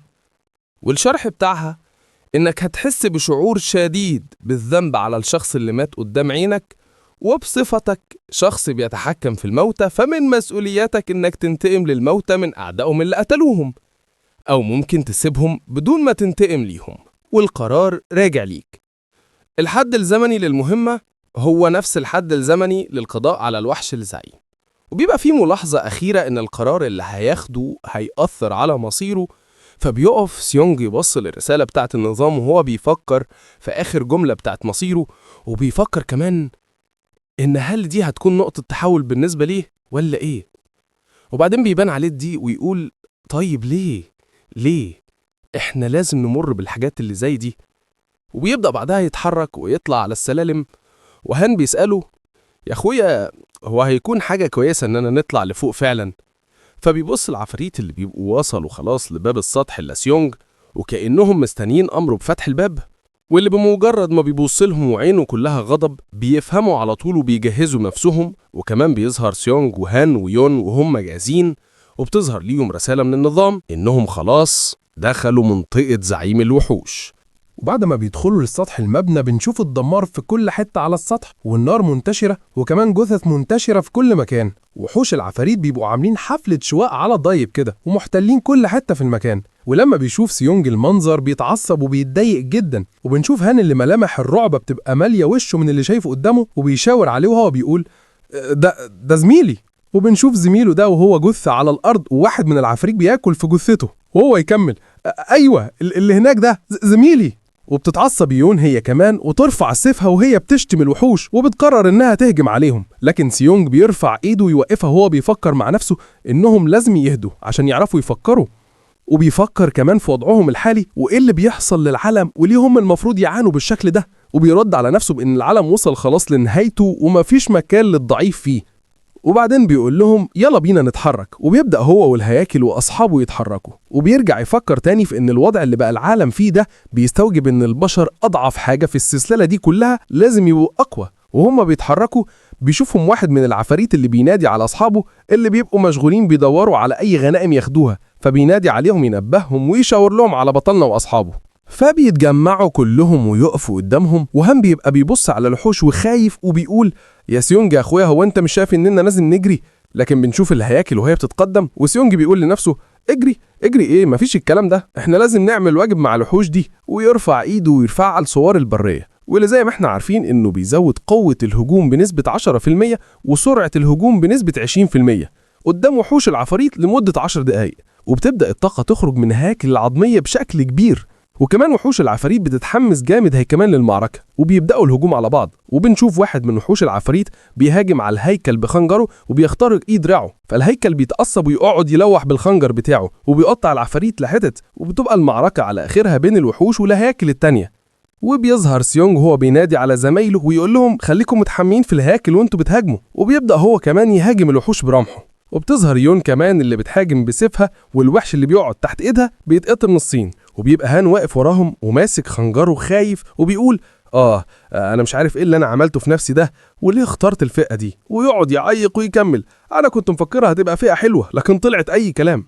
وبعدين بحركة مفاجئة منه بيسحب خنجر من ورا ظهره ويحدفه وهو مغمض عينه ناحية الوحوش، فبيرشق الخنجر في راس واحد من العفاريت. وبنشوف الوحش اللي جنبه متفاجئ من اللي حصل، حتى هان نفسه بيبقى مش مصدق اللي حصل. وبنشوف الوحش وهو بقى جثة هامدة واصحابه العفاريت الصغيرين واقفين حواليه وبيبصوا له باستغراب. وبعدين بيفتكر هان انه كان اصلا كويس في موضوع التصويب ده من هو صغير، ويبقى اخيرا ليه لازمه، وبيتحمس ويقعد يحتفل خناجر على الوحوش. وبيصيب وحش كمان بخنجره واللي من قوه الضربه بيتحدف لورا وبيموت بعد ما الخنجر بيرشق في دماغه. وبالوحش اللي جنبه بيبص له بخوف كبير، وهان بيبقى بيبص لايده وبيفكر وبعدين بيقفلها، وشه بيتحول للشكل اللي احنا شايفينه ده، على اساس انه كده بقى جد الجد مش هيهلس ثاني زي ما كان بيعمل من اول ما القصه بدات. وبيقول ايوه بقى انا كده لقيت نفسي وعرست موهبتي الحقيقيه. وبنشوف 3 من العفاريت مرعوبين وعمالين يبصوا لبعض من الخوف، وبيستغل سيونج الفرصه ويفعل مهاره رائحه الموت اللي بتقلل من قوه وحوش العفاريت ل 30%. وبنشوف الهاجل وهم المانه بتشع منهم، ومنظرهم بيخلي الوحوش العفاريت تطلع تجري وهي مرعوبه. وبعدين فجأة بيحصل انفجار بيخلي العفريت تقف وتبص لمكان الانفجار، واللي بيكون السبب فيه هو زعيم الوحوش اللي أول ما بيظهر بيقعد يزمجر ويزقر بغضب وهو رافع العصاية بتاعته على كتفه، ويبقى بيبص بغضب على العفاريت اللي أول ما بيشوفوا نظراته دي بيرموا أسلحتهم وبيركعوا قدامه كأنهم بيترجوه يسامحهم إن هم كانوا بيهربوا. وبنشوف سيونج وهان وهم بيبصوا له، وهان بيقول اوبا ده شكله الزعيم، وبتظهر رسالة النظام عشان تعرفهم إن فعلا ده الوحش الزعيم قائد العفاريت، واللي بيقعد يزقر ويأمر عفريت إنها تهاجم من تاني. وسيونج لما بيشوف كده بيتقدم هو كمان عشان يهجم عليهم، وبيقعد يقطع فيهم برمحه وهو بيزعق ويقول اقتلوهم كلهم. وبنشوف إن هياكل بطلنا ومعاهم يون كمان في وسط المعركة الطاحنة بينهم وبين العفاريت، وبتكون الغلب الفريق بطلنا. لكن ده ما بيستمرش، لأن بمجرد ما واحد من هاكل العظمية بيبقى بيهاجم على العفاريت قدام الوحش الزعيم، فبيديله الزعيم بالعصاية واحدة بتخلص عليه تماما، وبيقف يزمجر بعدها. فبيخاف بطلنا على الهاكل بتاعته ويزعق عليهم ويأمرهم بالتراجع، لكن الوحش الزعيم بضربة كمان بيقضي على واحد كمان من الهياكل. وبعدها بيقدر بطلنا انه يستدعيهم من تاني، وبيرجعوا يهجموا على الوحش الزعيم من تاني. لكن برضه الزعيم بيقضي على اول واحد منهم بيهاجم عليه، وحتى اثناء ما الهيكل التاني بيهاجم عليه وبطلنا بيهاجم معاه ويحاول يساعده، برضه الزعيم بيخلص على الهيكل التاني. وبنشوف ان بقى متبقي هيكل واحد بس مع سيونج، وبنشوف ان المقنة بتاعته قلت وبقت 20 من 30، وهو بيقول ان لو فضل مكمل بالشكل ده في استهلاك المقنة ويفضل يعيد احياء الهياكل اللي الوحش بيقضي عليها، هيوصل لاخر حدوده قبل ما يخلص على الوحش. لكن فجأة بنشوف هجوم رايح على الوحش الزعيم بخنجرين، واللي بيتصدى لهم في اخر لحظة بدراعه قبل ما يتصاب في وشه. وبنشوف ان اللي نفذ الهجوم ده هو هان، واللي بيبقى فرحان بنفسه قوي وبيقول انت فاكر نفسك هتقدر تتصدى للهجوم بتاعي؟ والوحش بيتعصب وبيلف دراعه ويخرج منها الخنجرين. وهنا وش هان بيتحول وبيبقى مصدوم ويقول ايه ده؟ في ايه؟ هو البتاع ده اتعصب وبيعمل كده ليه؟ هو انا السبب ولا ايه؟ وسيونج بيبص له باحباط ويقول له لا يا اخويا انا السبب. وبيهجم بعدها الوحش على هان اللي بيطلع يجري، والوحش بيجري وراه وهو بيحاول يضربه بالعصايه اللي معاه. وبنلاقي ان سيونج استدعى هيكلين كمان على الهيكل اللي معاه وبعتهم علشان يحاولوا يخرج هان من الموقف اللي هو فيه ويقفوا بين الوحش. واول ما هان بيشوفهم بيفرح قوي وبيشكرهم، لكن الوحش الزعيم بضربه واحده بيقدر يخلص على هياكل. لكن في اخر لحظه بينجح واحد من الهياكل انه يتجنب هجومه وبينط لفوق وبيرشق الخنجر في جسم الوحش، فالوحش بيتعصب اكتر واكتر وبيدي للهيكل بالرجل يطيره من قدامه. وبتظهر يون ورا الوحش وهي بتحاول تهجم عليه، وفعلا بتسدد له ضربه قويه جدا بسيفها في ظهره، والدم بيخرج من مكان الضربه على ظهره، وبيقع كمان الوحش على ركبه قدامها، وهي بتقف وراه بكل فخامه وهي ماسكه سيفها وتبص له وتقول له مع الاسف انا كنت مخططه لاني اقضي عليك من ضربه واحده.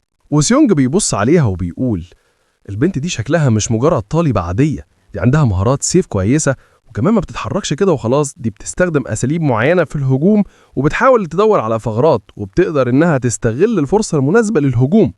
وبيرجع يستدعي الهياكل بتاعته وهو بيقول أنا كمان لازم أطور من أساليبي وأغير من استراتيجيتي في الهجوم. وبيقوم الوحش من تاني وهو لسه بينزف من ظهره، وبيبقى متحوط ب3 هياكل ومعاه يون.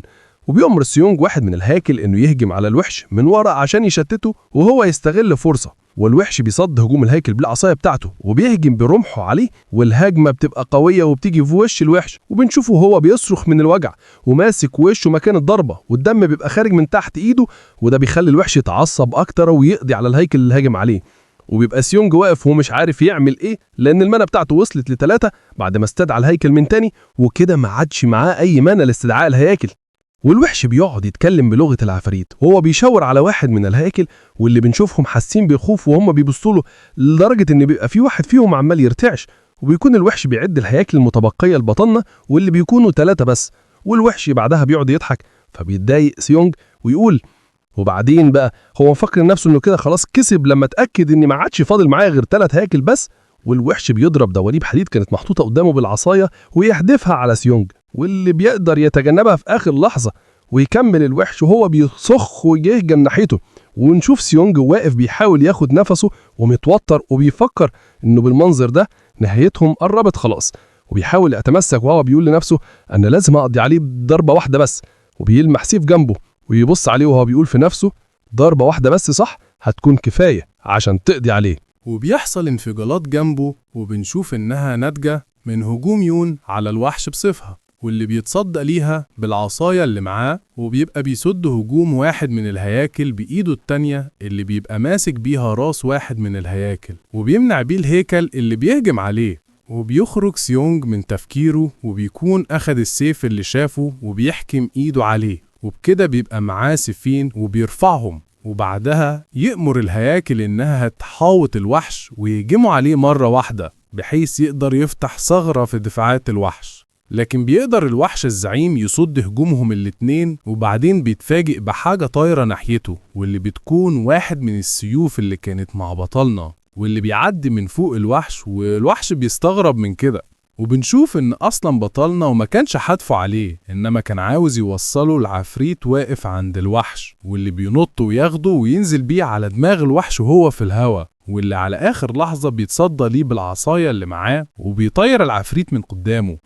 وبيتفاجئ بعدها سيونج بشاشة النظام اللي بتظهر له وتقول إن بسبب محاولاته في تطوير عمله الجماعي تم تفعيل تأثير مهارة جنبا إلى جنب، وشاشة تانية بتعرفه إن المهارة المرة دي اتفعلت بسبب وضع محارب الموريوم المرحلة الأولى، والنوع سيف المحارب، والحالة التسلح ب3 سيوف، والتأثير بتزود سرعة الهجوم ب10% وتقلل من وزن السلاح بنسبة 50%. وشاشة تانية بتعرفه بالمرحلة التانية بتاعة المهارة، واللي بيبقى مكتوب فيها المرحلة التانية من وضع محارب الموريوم، محارب بذراع محد مسلح، النوع شخصي، الحالة التسلح بسيف واحد بإيد واحدة، التأثير بتزود فرص تفعيل تأثير النزيف عند الهجوم الأول بنسبة 88%. ويا أصحابي اللي تاه في الحتة الأخيرة دي، فالمهارة اتفعلت لأن في 3 دلوقتي بقوا شايلين سيوف، وهم بطلة والهيكل اللي متبقي ويون. وبعد ما بتتفعل بنشوف بق الهيكل اللي معاه السيف وهو بيخرج منه طاقة كبيرة، والوحش الزعيم بيبقى مستغرب من طاقة العفريت اللي زادت والحركات اللي عمال يعملها ببقه دي. وسيونج بيقول لنفسه أيوة كده، بالمهارة اللي اتفعلت دي مع السيف أظن إن دلوقتي أقدر أهزم الزعيم. ويكمل وهو بيسحب كرسي من جنبه ويقول خليني الأول هدوقه طعم الضرب بالكراسي عامل إيه إزاي، وينطلق ناحيته بالكرسي، وفي نفس الوقت الهيكل اللي معاه السيف وهو منطلق هو كمان بكل قوته ناحية الوحش من الاتجاه التاني، وده بيخليه يتلفت يمين وشمال وما يبقاش عارف يتصدى لمين ولا مين. وبطلنا بيرمي عليه الكرسي بكل قوته ويكمل هجوم عليه بالسيف، ويون كمان بتهاجمه بكل قوتها ويكمل العفريت هو كمان الهجوم. والوحش بيبقى في موقف صعب جدا، لكن فجأة بيتعصب ويزقر بصوت عالي ويهجم على العفريت بكل قوته، والعفريت بيحاول يتصدى ليه، بس في وسط ده بنلاقي حاجة بتطير ناحية الوحش في وسط الهجوم، واللي بتطلع خنجر بيرشق في دراعه، والوحش بيتصدم ومبقاش عارف الخنجر ده جايله منين، واللي بيكون حدفه هو هان اللي كان مستخبي، وأول ما لقى الفرصة المناسبة حذف الخنجر على الوحش ويبقى مبسوط قوي بنفسه. والوحش بيحاول يخرج الخنجر من دراعه وهو متعصب قوي، والسيونج بيبصله وبيقول لنفسه أعتقد دلوقتي فرصتي، وبيكلم الهيكل ويقول له جه الوقت عشان تضحي بنفسك. فبيجري الهيكل يهجم على الوحش من ظهره في الوقت اللي بيكون خلاص قرب يخرج الخنجر من دراعه، وبطلنا بيبقى بيبص على الهيكل وهو بيهجم ويقول له مع السلامة، شكرا على كل اللي عملته عشاني. ويفتكر من أول ما استدعاه والمقاتلات اللي دخلوها مع بعض، ويقول من البداية كنت بتلعب دور كبير معايا في كل اللي أنا عملته. وبيبقى خلاص الهيكل بيقرب على الوحش واللي بيكون رافع عصايته عشان يصد هجوم الهيكل، وبطلنا بيكمل كلام مع نفسه ويقول لكن دلوقتي جه وقت موتك عشان نفوز في المعركة. ويزعق بعدها بأعلى صوته بيشجع الهيكل اللي بيكون مليان بطاقة كبيرة ومتجه بكل قوته ناحية الوحش وهو موجه السيف ناحيته. والمنظر ده بيخلي بطلنا فاتح بقه مستغرب، لأن الهيكل بيكمل هجومه ناحية رقبة الوحش وبيطير راسه من مكانها. وبيبقى سيونج مش مصدق نفسه وبيفتكر تأثير المهارة الأخيرة اللي اتفعلت، وبعدها بتظهر له شاشة النظام بتعرفه إنه قدر يقتل الوحش الزعيم قائد العفاريت، واخد 255 قطعة ذهبية، وبيبقى بطلنا واقف جنبه يون وقدامه الهيكل راكع ومن وراه جثة الوحش الزعيم. وإشعارات النظام ما بتقفش عند إنها تعرفه إنه قتل الوحش بس، بيظهر غيرها عشان تعرفه إنه وصل للمستوى الثالث. وبيظهر هان من وراه وهو بيبص على الهيكل ويقول لبطلنا هو الهيكل ده كان إيه قبل ما يموت؟ فيرد أنا مش متأكد، أنا اللي عارفه إنه كان مجرد وحش عفريت عادي. وبتبدأ المانا تخرج من الهيكل وشكله بيبدأ يتغير، وتظهر شاشة النظام تاني واللي بيبقى مكتوب فيها لقد ارتفعت رتبة الهيكل العظمي العفريت الخاص بيك بعد امتصاص المنة الوحشة سعيم قائد العفاريت. وكمان دفاعه زاد بشكل كبير، وكمان بقى عنده سمة القائد. وبيبقى فيه ملاحظة أخيرة بتقول إن على حسب عدد أعضاء القبيلة بتاعت بطلة هيقدر يفعل تأثير مهارة جنبا إلى جنب.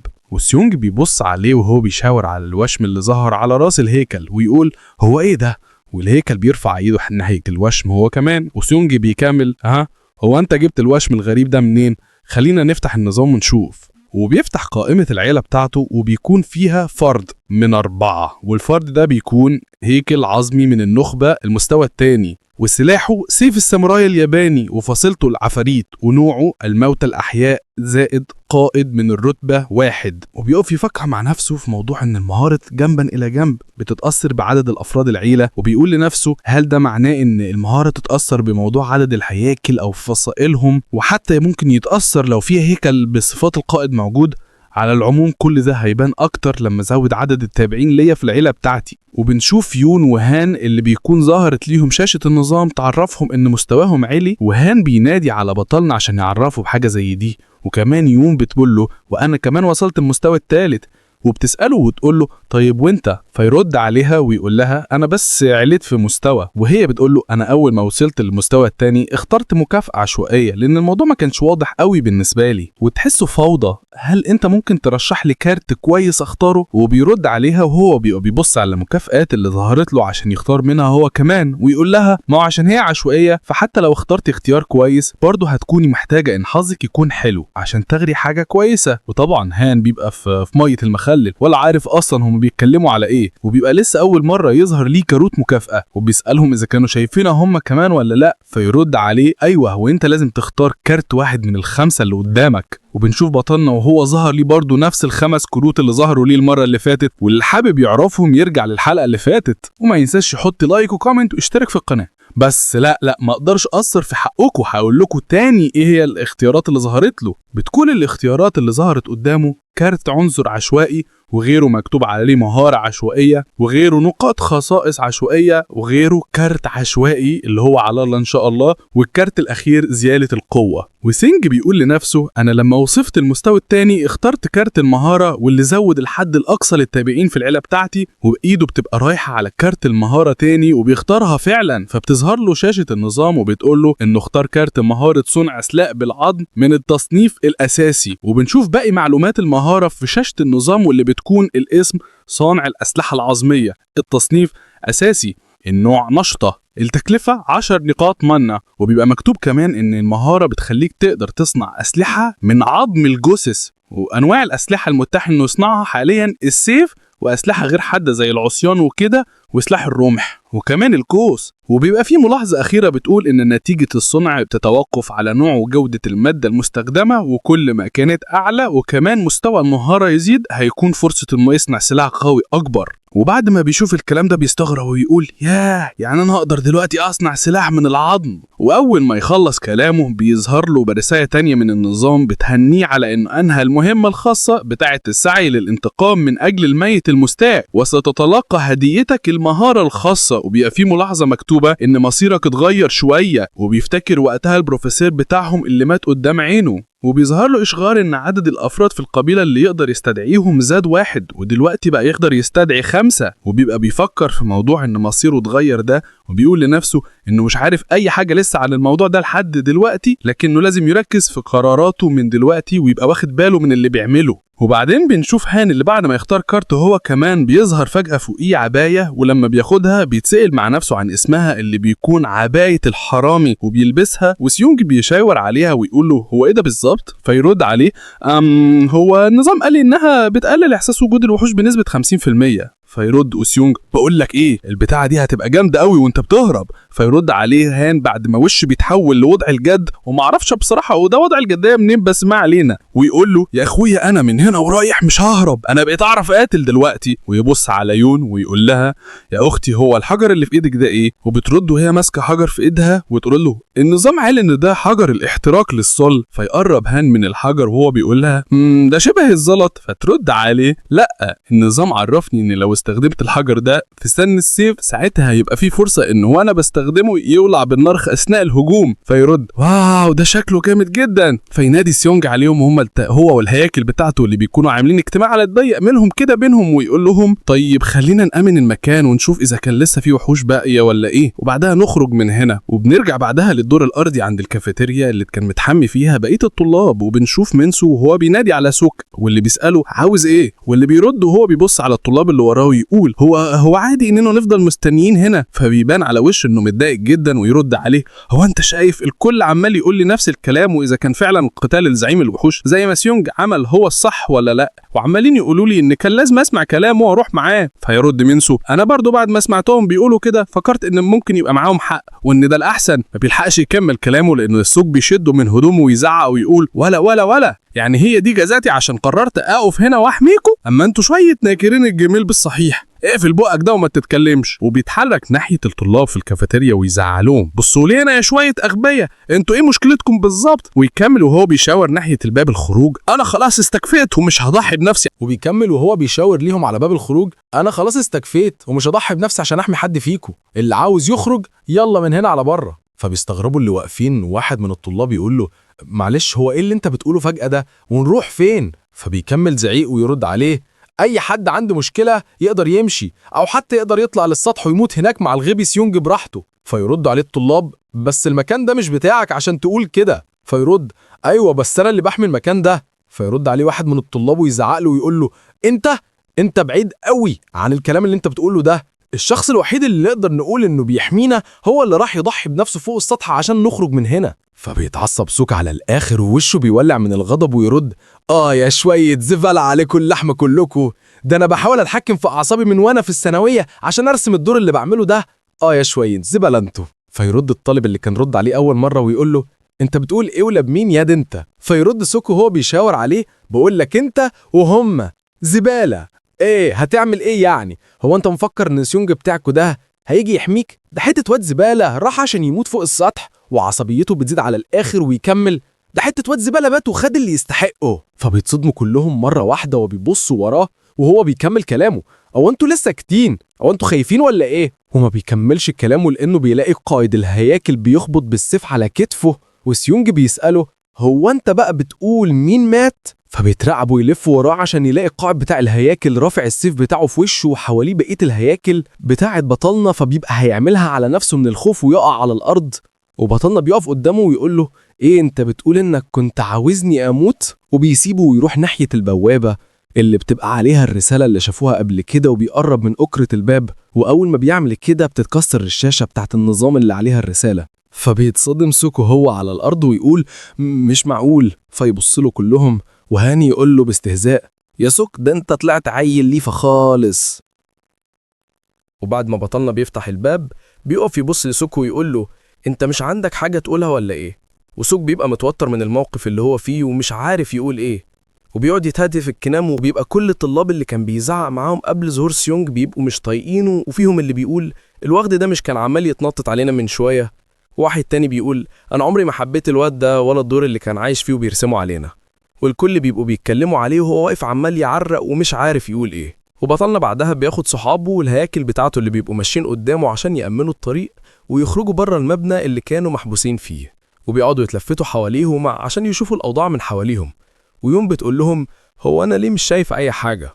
ولما سيونج بيتأكد إن مفيش وحوش بره المبنى بينادي على بقية الطلاب ويقول لهم الوضع أمان، تعالوا يلا بس يا ريت تتحركوا بحذر. ويكملوا مشي وبيشوفوا المكان من حواليهم مليان جثث والدم مغرق المكان كله، والجثث دي بتبقى مش بس لزمايلهم اللي كانوا معاهم في الجامعة، ده كمان بيبقى فيه جثث لوحوش. وبيقعدوا يتسألوا من الجثث دي ما بينهم، واللي بيسأل ايه اللي يعملوه دلوقتي، فبيرد بطلنا على كلامهم ويقول الأكيد إن في وحوش عفاريت مستخبية هنا ولا هنا حوالينا. وأول ما بيخلص كلامه بينادي عليه هان ويقول له هو بيشاور ناحية مكان يا أخويا في ناس هناك اهو بص كده. فبيتحركوا ناحيتهم وبيكونوا مجموعة معاهم أسلحة، وبيبقى في واحد منهم بيرفع سيف ويشاور لبطلنا واللي معاه، وواحد تاني بيبص ناحيتهم بصات غريبة كده وشكله وراه حاجة هو والمجموعة اللي معاه. وبطلنا وهو بيبص ليهم بيقول مع نفسه لما بيقرب منهم ويشوف الأسلحة اللي معاهم عليها دم، الناس دول شكلهم قتلوا وقدروا انهم ينجوا لحد دلوقتي. وبنشوف الواد الخنصر ده أول ما بيشوفهم بيزق اللي واقفين حواليه وينادي على واحد منهم اسمه دايسونج ويقول له انت هنا، واللي بيرد عليه ويقول له ايه يا سوك هاو وانت لسه عايش يا راجل؟ وزوج بيقرب منه ويقول له انا كنت عارف ان انت واللي معاك هتقدروا تنجوا من اللي بيحصل ده. ده انا يوم سعد النهارده اني لاقيكوا. ويون لما بتشوف الدايسنج بتقرب من بطلنا وتقول له هي بتبص ناحيه دارسنج بغضب، الشخص ده يبقى رئيس اتحاد الطلاب. وسوك بيقرب من دايسونج ويوشوشه في ودنه وهما الاتنين بيبصوا ناحيه بطلنا واللي معاه، وسيونج بيبص لهم بلا مبالاه، ويون وهام بيقولوا ليه الواد ده سوك شكله بيكلمه عندك. وبعد ما سوك بيخلص كلامه مع دايسونج بنلاقيه بيتقدم ناحيه بطلنا وبيعرف عن نفسه ويقول له انا دايسونج بارك رئيس اتحاد الطلاب.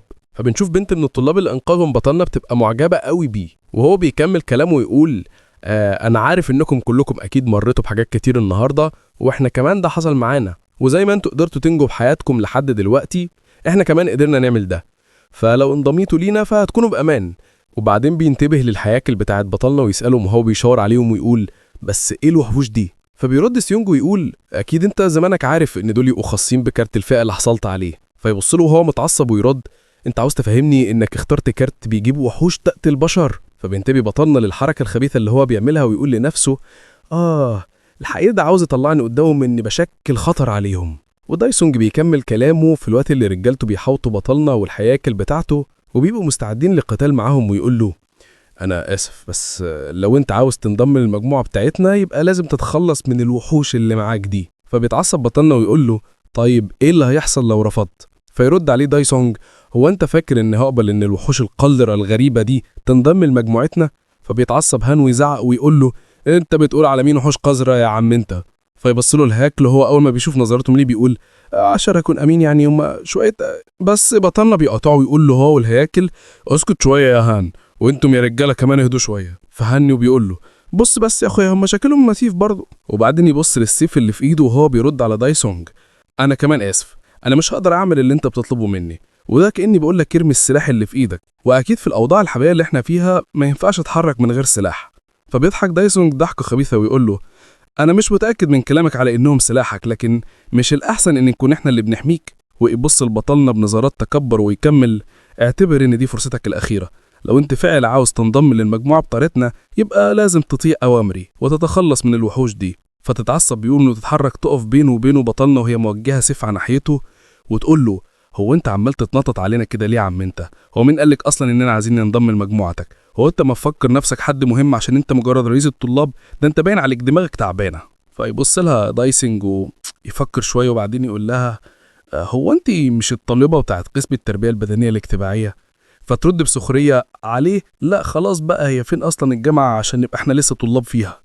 فيرد طيب بقول لك ايه، هدي اعصابك كده وتعالي انضم لينا والا هتندمي. فترد بقول لك يا منافق انت ما ترسمهاش عليا، هو انت مفكر انا معرفش انت بتعمل ايه وازاي بتستغل منصبك انك بتطلع مصالح من ورا الطلاب، ولا انت نسيت فلوس العضويات اللي انت عملتها ساعه المهرجان واخترعت من دماغك ايفنت عشان تلم من ورا فلوس؟ صحيح بالمناسبه احب اقول لك ان انا اللي نشرت المنشور بتاع الموضوع ده على موقع الكليه. فيتصدم ويفتكر المنشور اللي هي قصد عليه، وبعدين ملامح وشه تتغير ويرد حلو قوي الكلام ده، انت كده ما اديتنيش اي خيار تاني، يلا بقى امشوا من هنا، انا مش عاوزكم تنضموا لينا ولا انت ولا الوحوش اللي معاكوا دي. فبيسيبوهم ويمشوا وهو من وراهم بيزعق ويقول لهم خليكم فاكرين انكم هتندموا، احنا لازم نكون مع بعض عشان ما يحصلش حاجه. فلما بيلاقيهم مكملين من غير ما يردوا عليه فبيقول لهم ماشي يا شويه زباله، بس خليكم فاكرين ان انا حذرتكم، ما ترجعوش تندموا بقى بعد ما تموتوا. وبعد ما بيسيبهم ويمشوا بيسال بطلنا عن لو انت ما عندكيش مانع فاحب اعرف ايه اللي حصل بينك وبين رئيس الطلاب؟ فترد ده حته علم ملوش اي 30 لازمه انا، وتكمل وهي بتحكي له عن اللي تعرفوا عنه وتقول له ده حته واد غني متدلع كل اللي بيشغله انه يوقع البنات ويضايقهم، وعمل كده مع زمايلي الاصغر مني. في الاول بيمثل عليهم انه محترم ومؤدب، لكنه في الاساس بيستغل منصبه كرئيس الطلاب، واول ما تجيله الفرصه ويوصل للي عاوزه بيبان على وشه الحقيقي القاطر. فيبص له وهو بيفكر في كلامها ويقول لها تمام. وهل مش عارف بقى هو كده متضايق ولا بيحاول يبين انه متضايق ويقول لها اما انه حته واد زباله صحيح. فيرد سيونج: خلونا في المهم ونركز على هدفنا الأساسي، احنا لازم نهرب من الحرم الجامعي. فترد يقول: عشان نقدر نعمل ده فاحنا لازم نتجنب الأماكن الزحمة وفيها ناس كتير، لأن من الواضح كده إن زي ما احنا مهمتنا إننا نصطاد الوحوش، فهي كمان شكلها مهمتها إنها تصطاد البشر. فيقف سيونج يفكر في كلامها وبعدين يرد وهو بيشاور ناحية مكان: طيب في الحالة دي بقى خلينا نبعد عن المباني وناخد الممر اللي جنب التل اللي ورا الحرم الجامعي، ده يودينا للبوابة الرئيسية واللي في العادة ما بيبقاش عندها زحمة وناس كتير. وبيبدأوا يتحركوا في طريقهم فعلا، وبيبقى بطلنا وهان ويون ماشيين ومحوطهم الهياكل، 2 وراهم وقدامهم 3 عشان يأمنوا ليهم الطريق من أي حاجة تحصل فجأة. وبعدين هان يقول لهم وهو بيبص حواليه: هو المكان هادي وساكت قوي كده ليه؟ لكن طبعا عشان هو شكله هيطلع واد فقري ونحس، أول ما بيخلص كلامه بيلاقي سيونج بيرفع ايده ويقول لهم: اقفوا. فيرد هاند: هو في ايه اخويا ولا ايه؟ فبص له هو بيشاور على بقه بصباع عشان ينسكته ويقول له: شش. وبنشوف ان في حاجه مش ظاهره واقفه فوق على السلالم اللي هم طالعين عليها، وبنشوف ان الحاجه دي هو وحش بيشيل فاسه المغروس في واحد من وتث وحوش العفاريت. وبيظهر لنا ان وحش وشه عامل شبه الخنزير لكن جسمه شبه جسم الانسان، وبيبقى واقف وسطه جثث كتير لوحوش العفاريت، وبيبقى شكله هو اللي خلص عليهم لان فاسه عليه دم ولسه شايله من جثه واحد فيهم، لكنه بيلتفت عليهم على طول اول ما بيحس بيهم وبتبقى عينه بتطق شرار. وهان بيتفزع ويقول: ايه ده؟ هو في ايه بالظبط؟ ده الوحش ده حتى حجمه اكبر من حجم الزعيم العفاريت اللي قضينا عليه. وسيونج بيبص للوحش وهو حاسس بقلق ويفكر مع نفسه في ان بعدهم بقى يعني بعد وحوش العفاريت يظهر لنا الغيلان. والوحش بيصرخ صرخه جامده وهو رافع ايده الاتنين وبيبص للسما وينط من مكانه بكل قوته وينطلق ناحيتهم. لكن بطلنا قلقه بيتحول لحماس ويجهز نفسه عشان نتصدى له وهو بيقول: حلوة قوي، جيت في وقتك، العناصر الجديدة لتقوية الهياكل بتاعتي ظهرت في وقتها. والوحش خلاص بيقرب منهم وبيبقى الحماس مالي وش سيونج، والوحش كمان بيبقى في قمة غضبه وهو بيهجم عليهم. واول ما سيونج بياخد باله انه خلاص قرب قوي منهم بيفوق من تفكيره في انه لقى العناصر بتاعه الهياكل وبيقول لهم بسرعه اتحركوا. والوحش بيوصل لعندهم ومجرد رد الفعل من النطه بتاعه الوحش ناحيتهم بيخليهم كلهم يترموا ويقعوا لورا. وهان بيبقى مرعوب وبيقول: هو في ايه يا جدعان؟ ايه اللي حصل مره واحده كده؟ والوحش بيلف عشان يشوف مين فيهم اللي فاضل قريب منه واللي بتطلع يون واللي بترفع سيفها عشان تواجه الوحش اللي بينزل عليها بفأس وهي بتتصدى ليه بسيفها بصعوبه من قوه الضربه بتاعه الوحش، واللي بيرفع فأسه تاني ويهجم عليها، لكن على اخر لحظه بينط قدام الهجوم واحد من الهاكل عشان ينقذها وبياخد مكانها الضربه اللي بسببها بيتقسم جسمه النصين. ويكمل الوحش هجومه على اللي فاضل من جسم الهيكل ويدغدغه خالص. وبطلنا بيزعق للهاكل ويقول لهم اتصدوا ليه بسرعة. فبيتحمس الهيكل القائد بتاع بطلنا واللي هنسميه من أول دلوقتي أبو دراع، ويرفع سيفه عشان يواجه الوحش اللي بيتعصب أكتر ويقعد يزمجر وبعدين يهجم على أبو دراع، واللي هو كمان بيهجم على الوحش. وبتظهر ساعتها شاشة النظام لسيونج عشان تعرفوا إن مهارة محارب بدراع واحد اتفعلت، واللي بتخلي فرصة إن أول هجوم يسبب نزيف مستمر أعلى بنسبة 88%. وينط أبو دراع يتفادى ضربة الوحش الغول ويهجم هو عليه وبيقدر يصيبه في صدره إصابة مباشرة بيقع بعدها على الأرض. وسيونج وهو واقف على السلالم فوق بينادي على يون ويقول لها تعالي بسرعة لهنا، احنا لازم نكون واقفين على أرض مستقيمة عشان نعرف نتعامل معاه. ويون بتبقى بتتألم وماسكة ايدها اللي فيها السيف من الوجع واللي تسببها له الوحش لما كانت بتتصدى الهجوم عليها، وبتبتدى تتحرك عشان تروح لعند سيونج وهي بتفكر انها كانت حاسبه انها تقدر تتصدى ليه، لكن محاولتها في التصدي دي تسببت ليها في ان تقريبا ايديها اتكسرت. واول ما بتوصل لعند سيونج وهان بيقول لها سيونج ما تبقيش قريبه من الوحش قوي كده تاني وخلينا نحارب بنفس التشكيل اللي هزمنا بيه زعيم العفاريت. والوحش بيفضل يزمجر وهو بيتحرك ناحيتهم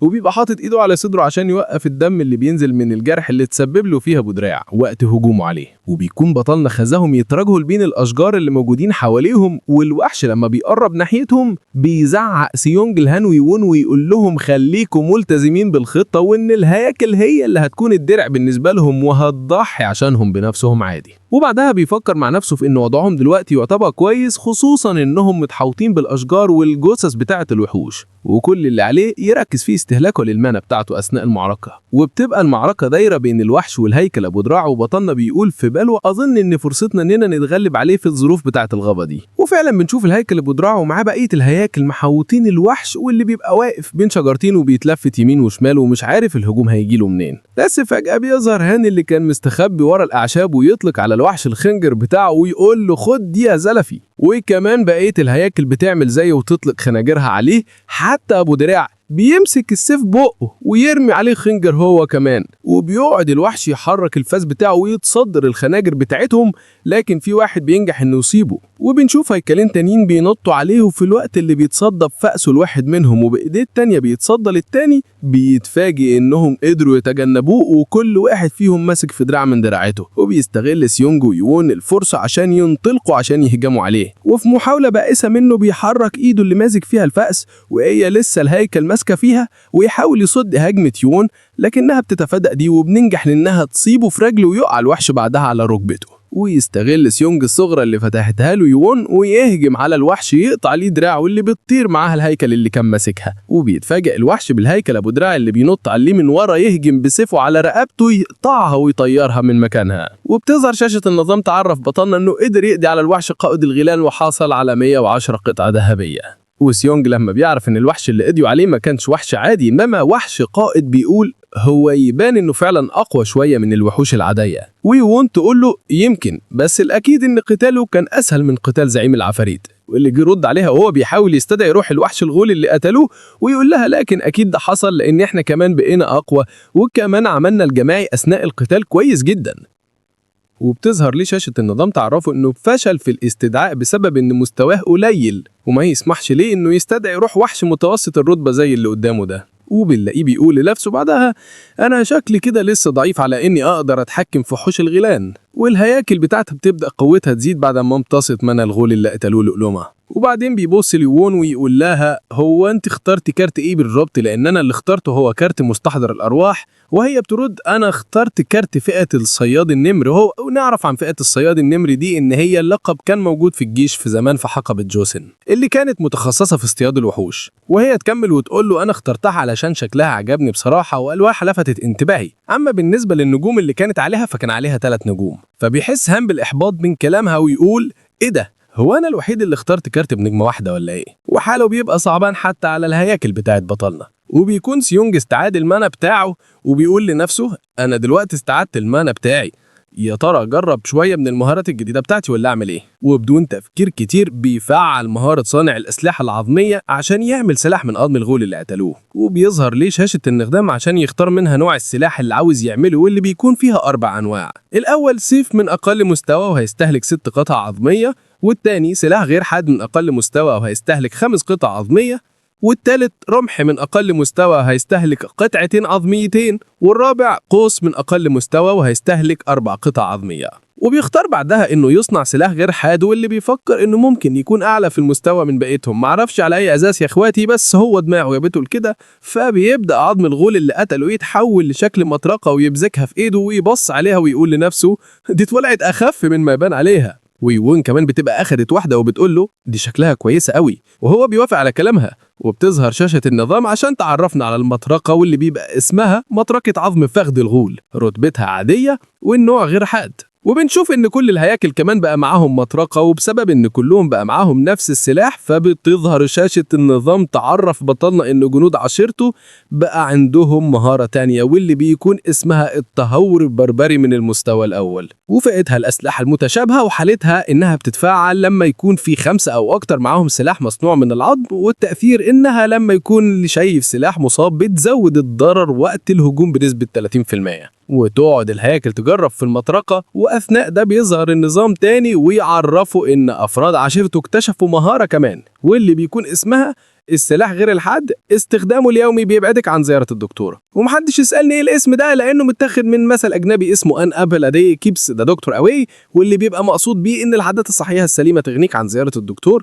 فخلينا نكمل وبنشوف النوع بتاع المهارة بيبقى برضو الأسلحة المتشابهة، والحلقة إنها بتتفاعل لما بتستخدم 5 أو أكتر من الأسلحة غير الحادة، وتأثيرها إنها بتزود العضائية في الهجوم بنسبة 5% وبتزود الضرر للوحوش المتوسطة المستوى بنسبة 10%. وبيقرب بعدها بطلنا من الهيكل ابو دراع وياخد منه السيف بتاعه ويديه بعده لهانو اللي بيفرح بيه ويقول له شكرا يا سيونج يا خولي دلوقتي اخيرا انا. لكن ما يكملش وبطلنا يبص له بقرف ويقول له ولا انا مسلفهولك بس، ويشاور على الهيكل ابو دراع ويكمل منين ما المعلم ابو دراع يحتاجه هقول لك ترجعه له. فبيحس هان بالاحباط وبطلنا يكمل انت شايف انه ازاي بيبقى قوي لما بيتفعل عليه تأثير المحارب ابو دراع واحد؟ لو انت حابب انا ممكن اقطع لك دراع عشان تبقى زيه. وبنشوفهم بعد كده وهم مكملين طريقهم وبيحذرهم ويقول لهم احنا لازم نبقى حذرين في حركتنا لاننا خلاص بنقرب من وجهتنا. ولما بيقربوا فعلا من البوابة بيتفاجئوا من اللي شايفينه قدامهم، وهان بيشاور عليه ويقول له يا سيونج يا اخويا هو ايه ده؟ وليه العربيات كلها مركونة بالمنظر ده؟ وبنشوف ان في شاشة كبيرة للنظام زي اللي كانت موجودة على باب المبنى اللي كانوا فيه قبل كده، وبتبقى قافلة البوابة الرئيسية اللي كانوا مترجهين ليها، وبيبقى العربيات كلها مركونة قدامها وقافلة الطريق، وبيبقى مكتوب عليها ان الباب مقفول بقوة سحرية، وعشان تقدر تفتح البوابة لازم تتغلب على الوحش الزعيم بتاع المنطقة. وفي ملاحظة مكتوبة انك لو ما قدرتش تتغلب على الوحش في الوقت المحدد كل الوحوش اللي في المنطقة هتبقى اقوى من قبل كده. وبيبقى مكتوب ان الوقت المتبقي هو 8-1، بس مش مكتوبة اذا كانت 8 ساعات ولا دقايق، بس اعتقد يعني انها ساعات، فخلينا نكمل ونشوف. وبطلنا لما بيشوف كده بيقول تاني بوابات وإقفال تاني، وبتظهر ليهم شاشة النظام وتعرفهم بالمهمة اللي داخلينها، واللي تفاصيلها بتكون ان في مجموعات من وحوش الغيلان هتبدأ الهجوم عليهم بالتتابع، وانهم لازم يلاقوا مكان مناسب عشان يقدروا يتصدوا للهجمات دي. وبيبقى في ملاحظة مكتوبة ان وحوش الغيلان بتستخدم حاسة الشم القوية بتاعتها في انها تلاحق الفرائس بتاعتها، وكل ما كان المحاربين اللي بيواجهوا الوحوش عددهم اكبر كل ما كان عدد الوحوش اللي هتهجم هيبقى اكبر. فبيتصدم هانك يقول له ايه يعني معنى الكلام ده ان الوحوش هتدور علينا وتهاجمنا؟ لكن سيونج بينفض له كلامه ويقول له معنى الكلام المكتوب ان بما ان عددنا قليل يبقى الوحوش اللي هتهجم علينا كعددهم هيبقى اقل. فتكمل على كلامه وتقول وده معناه ان لما يكون في مجموعة عددها كبير فده هيكون مش في صالحهم لان الوحوش اللي هتهجم عليهم هيبقى عددها اكبر اكيد. وبنشوف عدد كبير من وحوش الغيلان متعصبين كلهم وبيتحركوا بسرعة ناحية المجموعة اللي مع رئيس اتحاد الطلبة، واللي بيتفزعوا أول لما بيشوفوا منظرهم، وصوتهم بيوصل لحد بطلنا وأصحابه. وهان ويون بيلتفتوا ناحية المكان اللي جاي منه الصوت، وبيبقى لسه سيونج واقف بيفكر وهو باصص لشاشة النظام. فيون تقول لهم هو مش المكان اللي جاي منه الصوت ده هو المكان اللي فيه مجموعة رئيس الطلبة؟ وهان بيحس بالرعجة والخوف ويقول يا نهار، أما احنا لو كنا فضلنا معاهم. فسيونج يقطعه ويقول وده اللي بيثبت ان التجمع في مجموعات عددها كبير هيكون مش حاجة كويسة ابدا. ويكمل ما بينه وبين نفسه ان الاهم مش العدد، المهم المفعول بتاع الناس اللي فريقك. وبيبقى مبسوط انه قرر انه يختار فئة مستحضر الارواح بسبب التأثيرات الجماعية اللي بتعملها على فريقه. وبنشوفهم وهم بيبصوا على شاشة النظام اللي ظهرت لهم، وبتبقى بتقول ان الهجوم الاول بدأ والمجموعة الاولى بتكون من 5 وحوش غيلان. فكالعادة بيتصدم هان ويقول له يا نهار، 5 وحوش غيلان، هو اكيد العدد ده اقل من اللي هيهجم على المجموعة التانية بس برضه يعتبر. وكالعادة مبابي يلحقش يكمل، والله شكله بدأ يصعب عليه، محدش بيحترمه خالص وكله بيقاطعه يا عيني، حتى الوحوش هم اللي زمجرتهم أثناء ما كانوا بيتحركوا ناحية بطلنا وأصحابه هم اللي قطعوا له. هم اللي قطعوه للمرة دي، وهو كعادته بيقلب فار ويتفزع ويقوم بتقول لهم أكيد دول ال5 غيلان بتوع المرحلة الأولى من الهجوم. وهان بينادي على بطلنا ويقول له يا سيونج اخويا، دول شكلهم بيدوروا علينا احنا وجايين لنا. وسيونج يبص عليهم وبعدين يبتسم ابتسامة ثقة ويقول انا عندي فكرة. وهان بيبص له وهو بيغطي راسه بالعباية بتاعته ويقول له فكرة زي اننا نهرب مثلا؟ سيونج يقول لهم خلينا نعمل لهم فخ، هنستخدم وضع المنطقة اللي احنا فيها وكمان هنستعين بالرجالة دول. بنشوف بعدها ان وحوش الغيلان ال5 بتوع اول موجة من الهجوم وصلوا لمكان بطلنا وأصحابه وعمالين يدوروا عليهم. وبنشوف واحد من الهياكل عامل نفسه ميت على عربية من العربيات اللي واقفة قدام البوابة. وبعدين فجأة بيظهر هان وهو واقف على واحدة من العربيات وبينادي على وحوش الغيلان عشان يلفت انتباههم ناحيته، ويزعق ويقول هنا، أنا هنا يا شوية خنازير حقيرة. فبينتبه ليه وحوش الغيلان ويتعصبوا. وطبعا كالعادة أول ما الوضع بيقلب بجد هان بيترعب ويتحول لقطة، والوحوش بتنطلق عليه بأقصى قوتها. لكن على غفلة منهم وهم مركزين على هان بتتمد رجل تفتح باب عربية في طريقهم عشان توقع واحد منهم، والباقيين بينقلبوا وراه. وهوب بيستغل بطلنا ويون والهياكل بتاعته الفرصة أول ما يحاصروا الوحوش وينزلوا فوريهم ضرب. والهياكل بتبقى قايمة بشغل جامد ونازلين في الغيلان طحن بالمطارق، والغيلان بيبقى كل اللي عليها انها تصرخ وتستغيث بأي حد يساعدها. وبعد ما الهياكل بتقوم بالواجب مع الغيلان وبيخلوهم واقعين على الأرض مش قادرين يتحركوا، بينادي بطلنا على هان ويون ويقول لهم يلا بسرعة دي فرصتنا عشان نخلص عليهم تماما.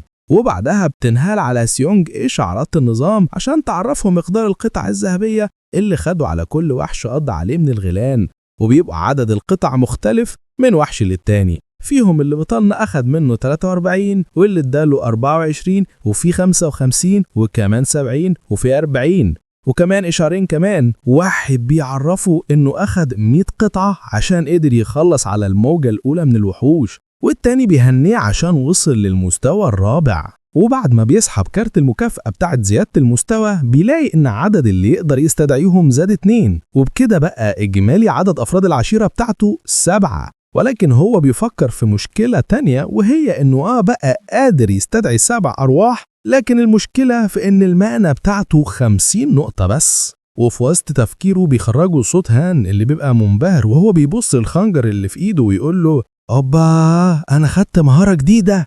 فبيسأله سيونج إيه هي المهارة دي؟ فهل يرد وهو عمال يحرك الخنجر بسرعة كبيرة ويقول له دي اسمها طعن فائق السرعة، والمفروض إنها ما بتشتغلش إلا على الخناجر بس.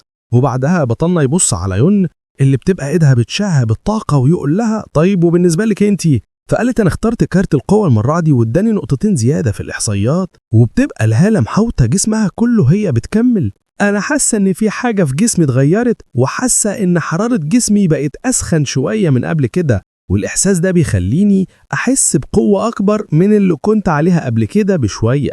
وبطلنا بينادي على هان في الوقت اللي الهياكل بتاعته بتبقى بتنطخ المعنى بتاعت الوحوش المقتولة، وبطلنا يكمل بقولك رجع بقى السيف ده لابو دراع، أظن إن بعد مهارتك الجديدة مش هتعرف تستخدم غير الخناجر. فهان بيتأثر قوي كأن السيف معاه بقاله عمر مش مجرد كام ساعة يعني، وبيديه لابو دراع. بعدها بيبدأوا يتحركوا بهدوء عشان ما يلفتوا في الأنظار ناحيتهم، وبنشوف النار اللي بتبقى طالعة من كذا مبنى حواليهم.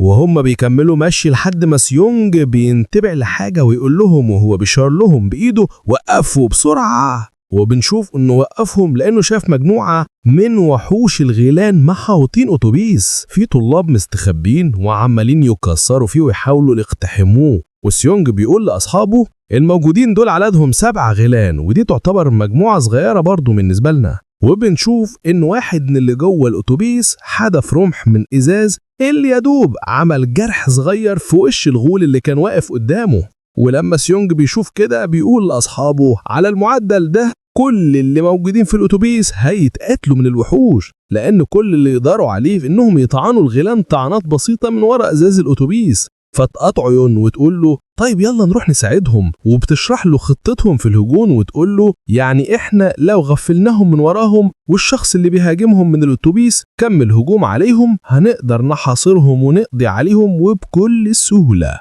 فيقف سيونج يفكر شوية وبعدين يرد طيب واحنا ايه اللي يضل لينا ان الشخص التاني ده يفضل يكمل في هجومه على الغيلان؟ في المواقف اللي زي دي احنا ما ينفعش نثق في اي حد بس لمجرد انه انسان، وبالاخص الناس اللي بيبقوا متحوطين بالموت ومرعوبين.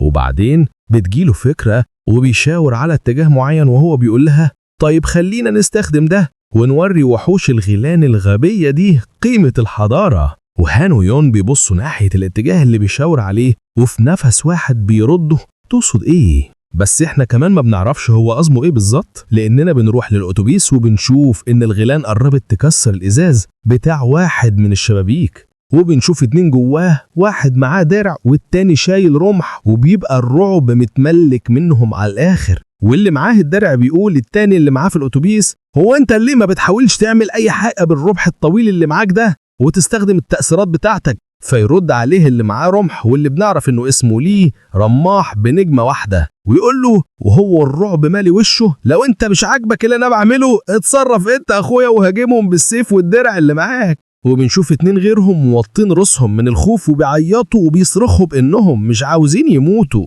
لكن فجأة بتوقف الغيلان هجومهم على الأتوبيس وبينتبهوا لحاجة بتتحرك بسرعة ناحيتهم، واللي بتكون عربية وعليها الهياكل بتاعت بطننا وبترجع بسرعة كبيرة ناحيتهم، وده بيخلي الغيلان مرتبكة ومش عارفة تعمل حاجة، وبتخبط العربية الغيلان وتوقعهم وتنط فوقيهم الهياكل تكمل عليهم. وبنشوف الواد ابو سيف ودرع وهو بينادي على ليه اللي معاه في الاتوبيس ويقول له هو ايه اللي بيحصل بالظبط. وليه بيبقى متنح ومش مصدق اللي هو شايفه، واتسأل مع نفسه عن اللي هو شايفه ويقول باستغراب هياكل عظميه.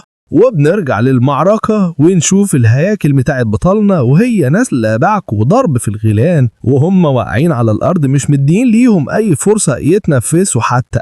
والواد التاني اللي كان بيعيط من شوية وبيقول أنا مش عاوز أموت بيبقى بيبص عليهم وعلى اللي بيعملوه بخوف وبيقول يا نهار اسود يا نهار اسود، هو احنا طلعنا من حفرة وقعنا في بير ولا ايه؟ دول هيخلصوا علينا ويجولنا يكملوا علينا. وبعدين الجو بيهدى خالص مرة واحدة وما بيبقاش فيه أي صوت. وليه بيقول لهم بتوتر الوضع بقى هادي دلوقتي. وواحد تاني بيقول له يعني هم مشوا خلاص. لكن فجأة واحد من الهياكل بتاعت بطلنا بيبقى فوق الأتوبيس وينزل راسه مرة واحدة قدام ليه اللي بيتفزع ويطير رمح من ايده ويقول للهيكل ابعد ابعد عني ابعد عني. وبعدها قام بيروح يخبط على الباب ويقول لهم افتحوا الباب يا علم انت وهو افتحوه. والواد ابو برنيطة بيبقى واقف قدامهم مرعوب وخايف يفتح الباب. وبنشوف ان بطلنا واصحابه والهاكل قدروا يخلصوا على ال7 وحوش اللي كانوا محاوطين الاتوبيس وبيفتحوا لهم الباب بالاتوبيس. وبنشوف اللي جوه الاتوبيس وفيهم اللي بيحضنوا بعض ومش مصدقين انهم لسه عايشين. وابو برنيطة بيبقى واقع على الارض من كتر الرعب اللي كان فيه وعمال يقول انا حي أنا حي. وبيظهر هان وهو ماسك المطرقة بتاعت واحد من الهياكل وبيحاول يكسر إزازة تلاجة حاجة ساقعة. وبيبقى الهيكل واقف فوقيها مستني يشوف هو بيعمل إيه. وبعدين بطلنا ينادي عليه ويقول له هو أنت بتعمل إيه؟ فهان يتنهد ويقول له لا مؤاخذة يا سيونج يا أخويا، أصل أنا مش معايا كوينز خالص وعايز شوية كولا أجيب لك معايا. فبيروح له الواد أبو سيف ودرع واللي لو ما ظهرش اسمه هنسميه إحنا أي حاجة وخلاص. ويقول لي الهان اوعى يا عم انت كده، انا معايا شويه كوينز لسه بس استنى انت اصلا بوظتها بكتر خبطك بالمطرقه عليها. فهيتحرج هان وما يعرفش يرد عليه. حتى الهيكل اللي فوق التلاجة بيحس بالاحباط منه. فبطلنا بيكون واقف هو ويون مع علي وبيتكلموا في حاجه وكان قطع كلامهم المشهد بتاع هان قدام التلاجة. وبطلنا بيقول له ليه طيب خلينا نكمل اللي كنا بنتكلم فيه. فيرد ليه ماشي. فيرد سيونج وهو بيشاور على حاجة معينة ويقول له يعني ببساطة انت بتقول لي ان الآلة اللي قدامنا دي بتطلع عناصر. فيرد ليه ايوه احنا جربناها بنفسنا، احنا ما كانش معانا قطع زهرية كتير فعشان كده ما جربناهاش غير مرة واحدة، لكن انا بأكد لك انها شغالة وبتطلع عناصر بمجرد ما تتبع التعليمات اللي مكتوبة عليها. وبنشوف ان اللي كان ليه بيقول له عليه البطلنا هو تلفزيون قديم مش متوصل بالكهرباء وبيبقى عليه ورقة صغيرة مكتوب عليها لو انت عاوز حاجة اتفضل وخدها. وهان بيقرب من بطلنا وهو بيديله كنزاية ويقول له وهو بيبص على التلفزيون هو ده متجر يا اخويا ولا ايه؟ فيرد سيونج شكله كده. وبنشوف ان مرة واحدة شاشة التلفزيون نورت وبيبقى مكتوب عليها اهلا بيك في متجر الفئة ايه، اضغط على اي زرار عشان تبدأ التسوق. فبيدوش بطلنا على الشاشة فبيظهر ليه صفحة تانية مكتوب فيها لو سمحت اختيار واحد من عجلة الحظ. وبيبقى الاختيار الأول البرونزي ب100 قطعة ذهبية والتاني الفضي ب1000 قطعة ذهبية والتالت الذهبي ب10,000 قطعة ذهبية. وبيبقى في ملاحظة بتقول إن أفضل اختيار في متجر الفئة إيه هو الذهبي. بنشوف سيونج وهو واقف قدام الشاشة ومحتار يختار ايه، ويوم بتبقى واقفة مراه هي وهان اللي بيقولوا في رأيك يا سيونج اخويا الآلة دي هتطلع عناصر بجد ولا ايه؟ ويوم بترد على كلامه في الوقت اللي واحد من الهياكل بيديها كان زيها كمان وتقول يا عم مفيش مستحيل، ده احنا شفنا السما بتمط السيوف فعادي. فسيونج يرد اكيد احنا هنعرف لما نجربها في نفسنا. وهان بيقول وهو بيبص للشاشة انا معايا 360 قطعة ذهبية فاعتقد الخيار البرونزي هيبقى كويس بالنسبة لي. ويون تقول وانا كمان برضو لان معايا 584 قطعة ذهبية. وهان يسأل بطلنا طيب وانت معاك كام يا سيونج اخويا؟ وسيونج بيبقى بيبص في شاشة النظام بتاعه عشان يعرف عدد القطع الذهبية اللي معاه ويرد انا معايا 1552 قطعة ذهبية. فبيتصدم هم من عدد القطع الذهبية اللي مع بطلنا ويقول له معنى كده يا اخويا ان هتقدر تختار الاختيار الفضي بسهولة. لكن بيقطعوا اشعار من النظام يعرفوا انه معاه تذكرة عجلة حظ غير محددة في فئة معينة. وبيفتكر بطلنا ساعتها انه اخدها مكافأة لما خلص مهمة ادهاله النظام لما كان في المبنى اللي قضى فيه على زعيم العفاريت.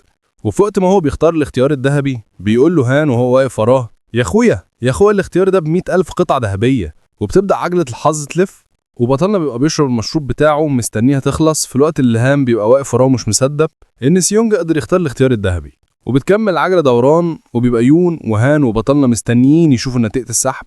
ومرة واحدة هان بيصرخ: ايوه يا اخويا ايه الجمدان ده؟ وبنشوف ان العجلة وقفت عند اختيار المركز الاول. وبيبقى واضح انه على حسب الترتيب بتاع المراكز اللي بيجيلك في الفئة اللي بتختارها بتحصل على عنصر قيمته تتوافق مع المركز اللي بيطلع لك في عجلة الحظ. وسيونج بيقول زي ما توقعت، اهم حاجة في محاولة البقاء على قيد الحياة في العالم اللي احنا بقينا فيه دلوقتي ده هي الحظ. وبعدين بياخد بطلنا العنصر بتاع الدرجة الأولى ده، واللي بيكون عبارة عن كرة صغيرة بتشع بالمانا، والنظام بيعرف بطلنا عليه وبتبقى اسمها دمعة روح البحر. الرتبة أسطورية، والتأثير بتزود المانا ب300 نقطة، وكمان بتزود سرعة استعادة المانا بنسبة 200%. وبطلنا بيبقى ماسك الكرة في إيده وبيبص ليها، وهان بيقول له: أوعى الأخويا سيونج الآمد اللي خد المركز الأول في عجلة الحظ التصنيف الذهبي. فبطلنا يرد: الموضوع طلع جامد زي ما انت ما قلت فعلا يا واد يا هان. واللي بيقول له: ما تديها واحدة كمان كده يا أخويا صاحبي من الفئة الفضية. فيرد بطلنا: يا عم اهدى، هو انت ليه الوحيد اللي متحمس قوي كده؟ وفعلا بطلنا بيجرب تاني السحب الفضي وبياخد فيه المركز التاني، ومكافئته بتبقى درع اسمه درع مقدمة الجيش. وكمان يون لما بتجرب حظها بتاخد المركز التاني برضه، وبيجي لها مكافأة لقب قائد القوات الاستكشافية، بس ما بنعرفش تأثير اللقب ده عليها ايه. وبنروح لهانا اللي بيبقى خد المركز الثالث في السحب، ومكافئتها بتبقى شنطة جرعات متنوعة، وبيبقى متضايق قوي انه قال له واحد فيهم، وبيقول وهو ماسك الشنطة وعمال يبص لها: هو اشمعنى انا اللي خدت الحاجات دي؟ فسيونج يرد: يا عم بلاش وجع دماغ، مش جايز الجرعات دي تكون مفيدة ليك. فبتقاطعهم يون وتقول لهم: شكل الوضع في الملعب مش كويس، هو مش المفروض اننا نروح نساعد؟ فيتحمس هان ويقول لبطلنا: يا اخويا اما يلا بينا نوريهم تقدم الحضارة تاني. فسيونج يبص جنبه ويرد: طيب بس خلينا نستخدم حاجة اكبر المرة دي.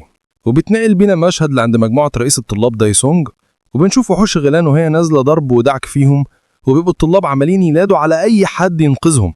وبنشوف سيف بيختار جسم واحد من الوحوش، وبيبقى السيف ده بتاع دايسونج اللي بيبقى واقف بيحاول يتصدر الوحوش، ومعاه سوك ومينسو اللي بيبقوا خايفين وقاعدين على الارض مستخبيين ما بيعملوش حاجة. وكمان في 2 بيساعدوا دايسونج في التصدي للوحوش، وهو بيزعق ويقول: كلكم بسرعة تجمعوا وخلونا نحاول نفتح طريق للهروب على الأقل. فبينبه عليه واحد من اللي واقفين معاه ويقول له: يا دايسونج في ناس متحاصرة وسط الوحوش هنا. فيرد عليه: سيبك منهم، ده مش الوقت اللي نقلة فيه على حد تاني غير نفسنا. وبينادي بعدها على سوكو على واحد تاني اسمه يونج، ويقول لهم: بما انكم انتوا اللي معاكم دروع يبقى انتوا اللي هتفتحوا الطريق لينا. بس بينتبه الوحوش لحاجة جاية بسرعة ناحيتهم، وقبل ما يعملوا أي حركة بنشوف إن الحاجة دي بتكون أوتوبيس بيطير كل الوحوش اللي في طريقه، واللي مش بيطيره بيدوس عليه. وبيبقى ليه هو اللي ساير أوتوبيس وفرحان قوي بيقول: أيوة ولع الدنيا، الظهر لعب والواحد عمال يلم كمة قطع ذهبية إنما إيه.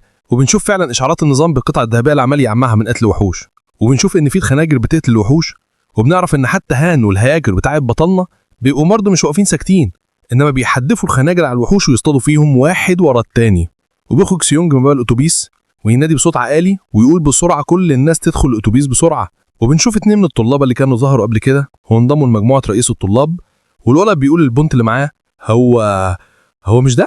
بس ما بيكملش كلامه، والبنت بتقاطعه وتقول له: ما أنا قلت لك قبل كده خلينا نروح معاه. وبنشوف واحد من الغلام متعصب وبيجري ناحيتهم، لكن بتنط يون تسحب سيفها عشان تواجهه وتقول له: تعالى لي ده أنا هقطعك، أنزل منك جيلان صغيرين. والوحش بيقرب منها ويهاجم عليها بالفاس بتاعه بكل قوته، وهي بتتصدره بسيفها، وبتقول في بالها وهي مبسوطة: أيوه أنا قدرت إن أتصدره المرة دي، وما قدرش يبعدني من قدامه ولا يتسبب له أي ضرر بقوته زي ما حصل المرة اللي فاتت.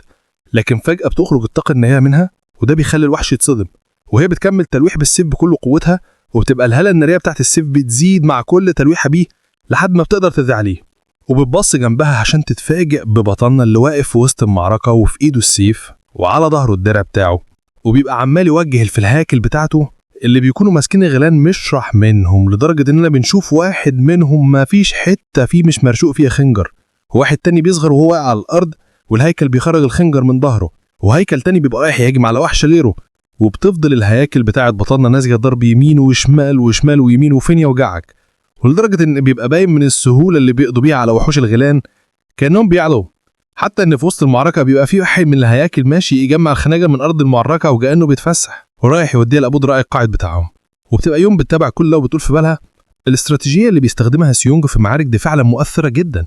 ده حتى بيقدر يعمل سلسله متواصله من الهجمات على الوحوش في الوقت اللي بيكون محافظ فيه على مسافه امنه بينه وبين الوحوش. لو فوق كده ما بيديش فرصه لاي وحش من الوحوش انها تهرب، وبيقدر يوزع الادوار على الهياكل بتاعته بطريقه تخلي كل واحد فيهم بيعمل اللي بيقولوا عليه بسهوله.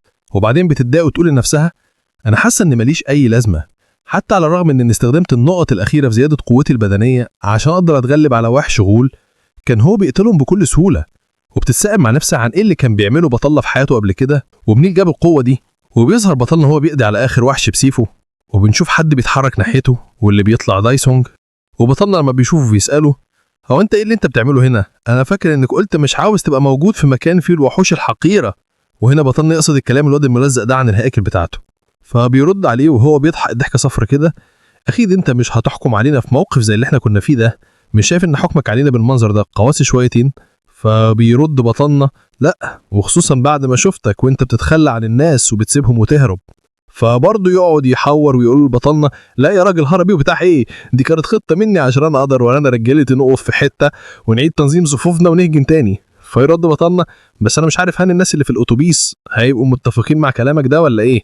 فيتضايق دايسونج من بطلنا ويبان غضبه على وشه، وقبل ما يقول اي حاجه تخرق ليهم شاشه النظام باشعار يعرفهم ان زعيم الغلام غاضب بسبب فشل اتباعه في الصيد. وفجأة بطلنا بيحس بضغط حالة وحش قوي جدا بتخليه يرتعش وهو واقف مكانه، وبيحس بالضغط ده برضه دايسونج واللي معاه ويقعد يتلفتوا يمين وشمال عشان يعرفوا منظر الضغط ده منين. بس بطلنا بيقطعهم وهو بيركب الاتوبيس ويقول له دلوقتي احنا هنتحرك بالاتوبيس، لو عندكش مشكلة انك تكون تحت قيادتي اتفضل اركب معانا. وسوكي يقول له هنعمل ايه دايسونج؟ فيرد عليه وهو متضايق قوي من بطلنا هو انت شايف ان احنا عندنا اختيار تاني؟ فيقول له بس اعمل حسابك قبل ما تطلع الاتوبيس هتسيب الدرع السلاسل اللي انت لابسه ده وراك. فيتعصب دايسونج ويزعق يقول له ايه ليه المفروض اسيب الدرع بتاعي وما رايح بكسب ازاي؟ فيستفزه بطلنا ويضحك ويقول له انا مش عاوزك تقلق، انا هحميك واعتبر الدرع ده هو مقابل الحمايه. اصل بعد كل حاجه برضو احنا مش مؤسسه خيريه تخدم الطلاب اللي زيك كده. وبكده نكون خلصنا ملخص حلقة النهاردة. لو عجبك الفيديو ما تنساش تعمل لايك وتشترك في القناة عشان تتابع كل جديد، وما تنساش تسيب لي رأيك في الكومنتات. أشوفكم في الحلقة الجاية. سلام.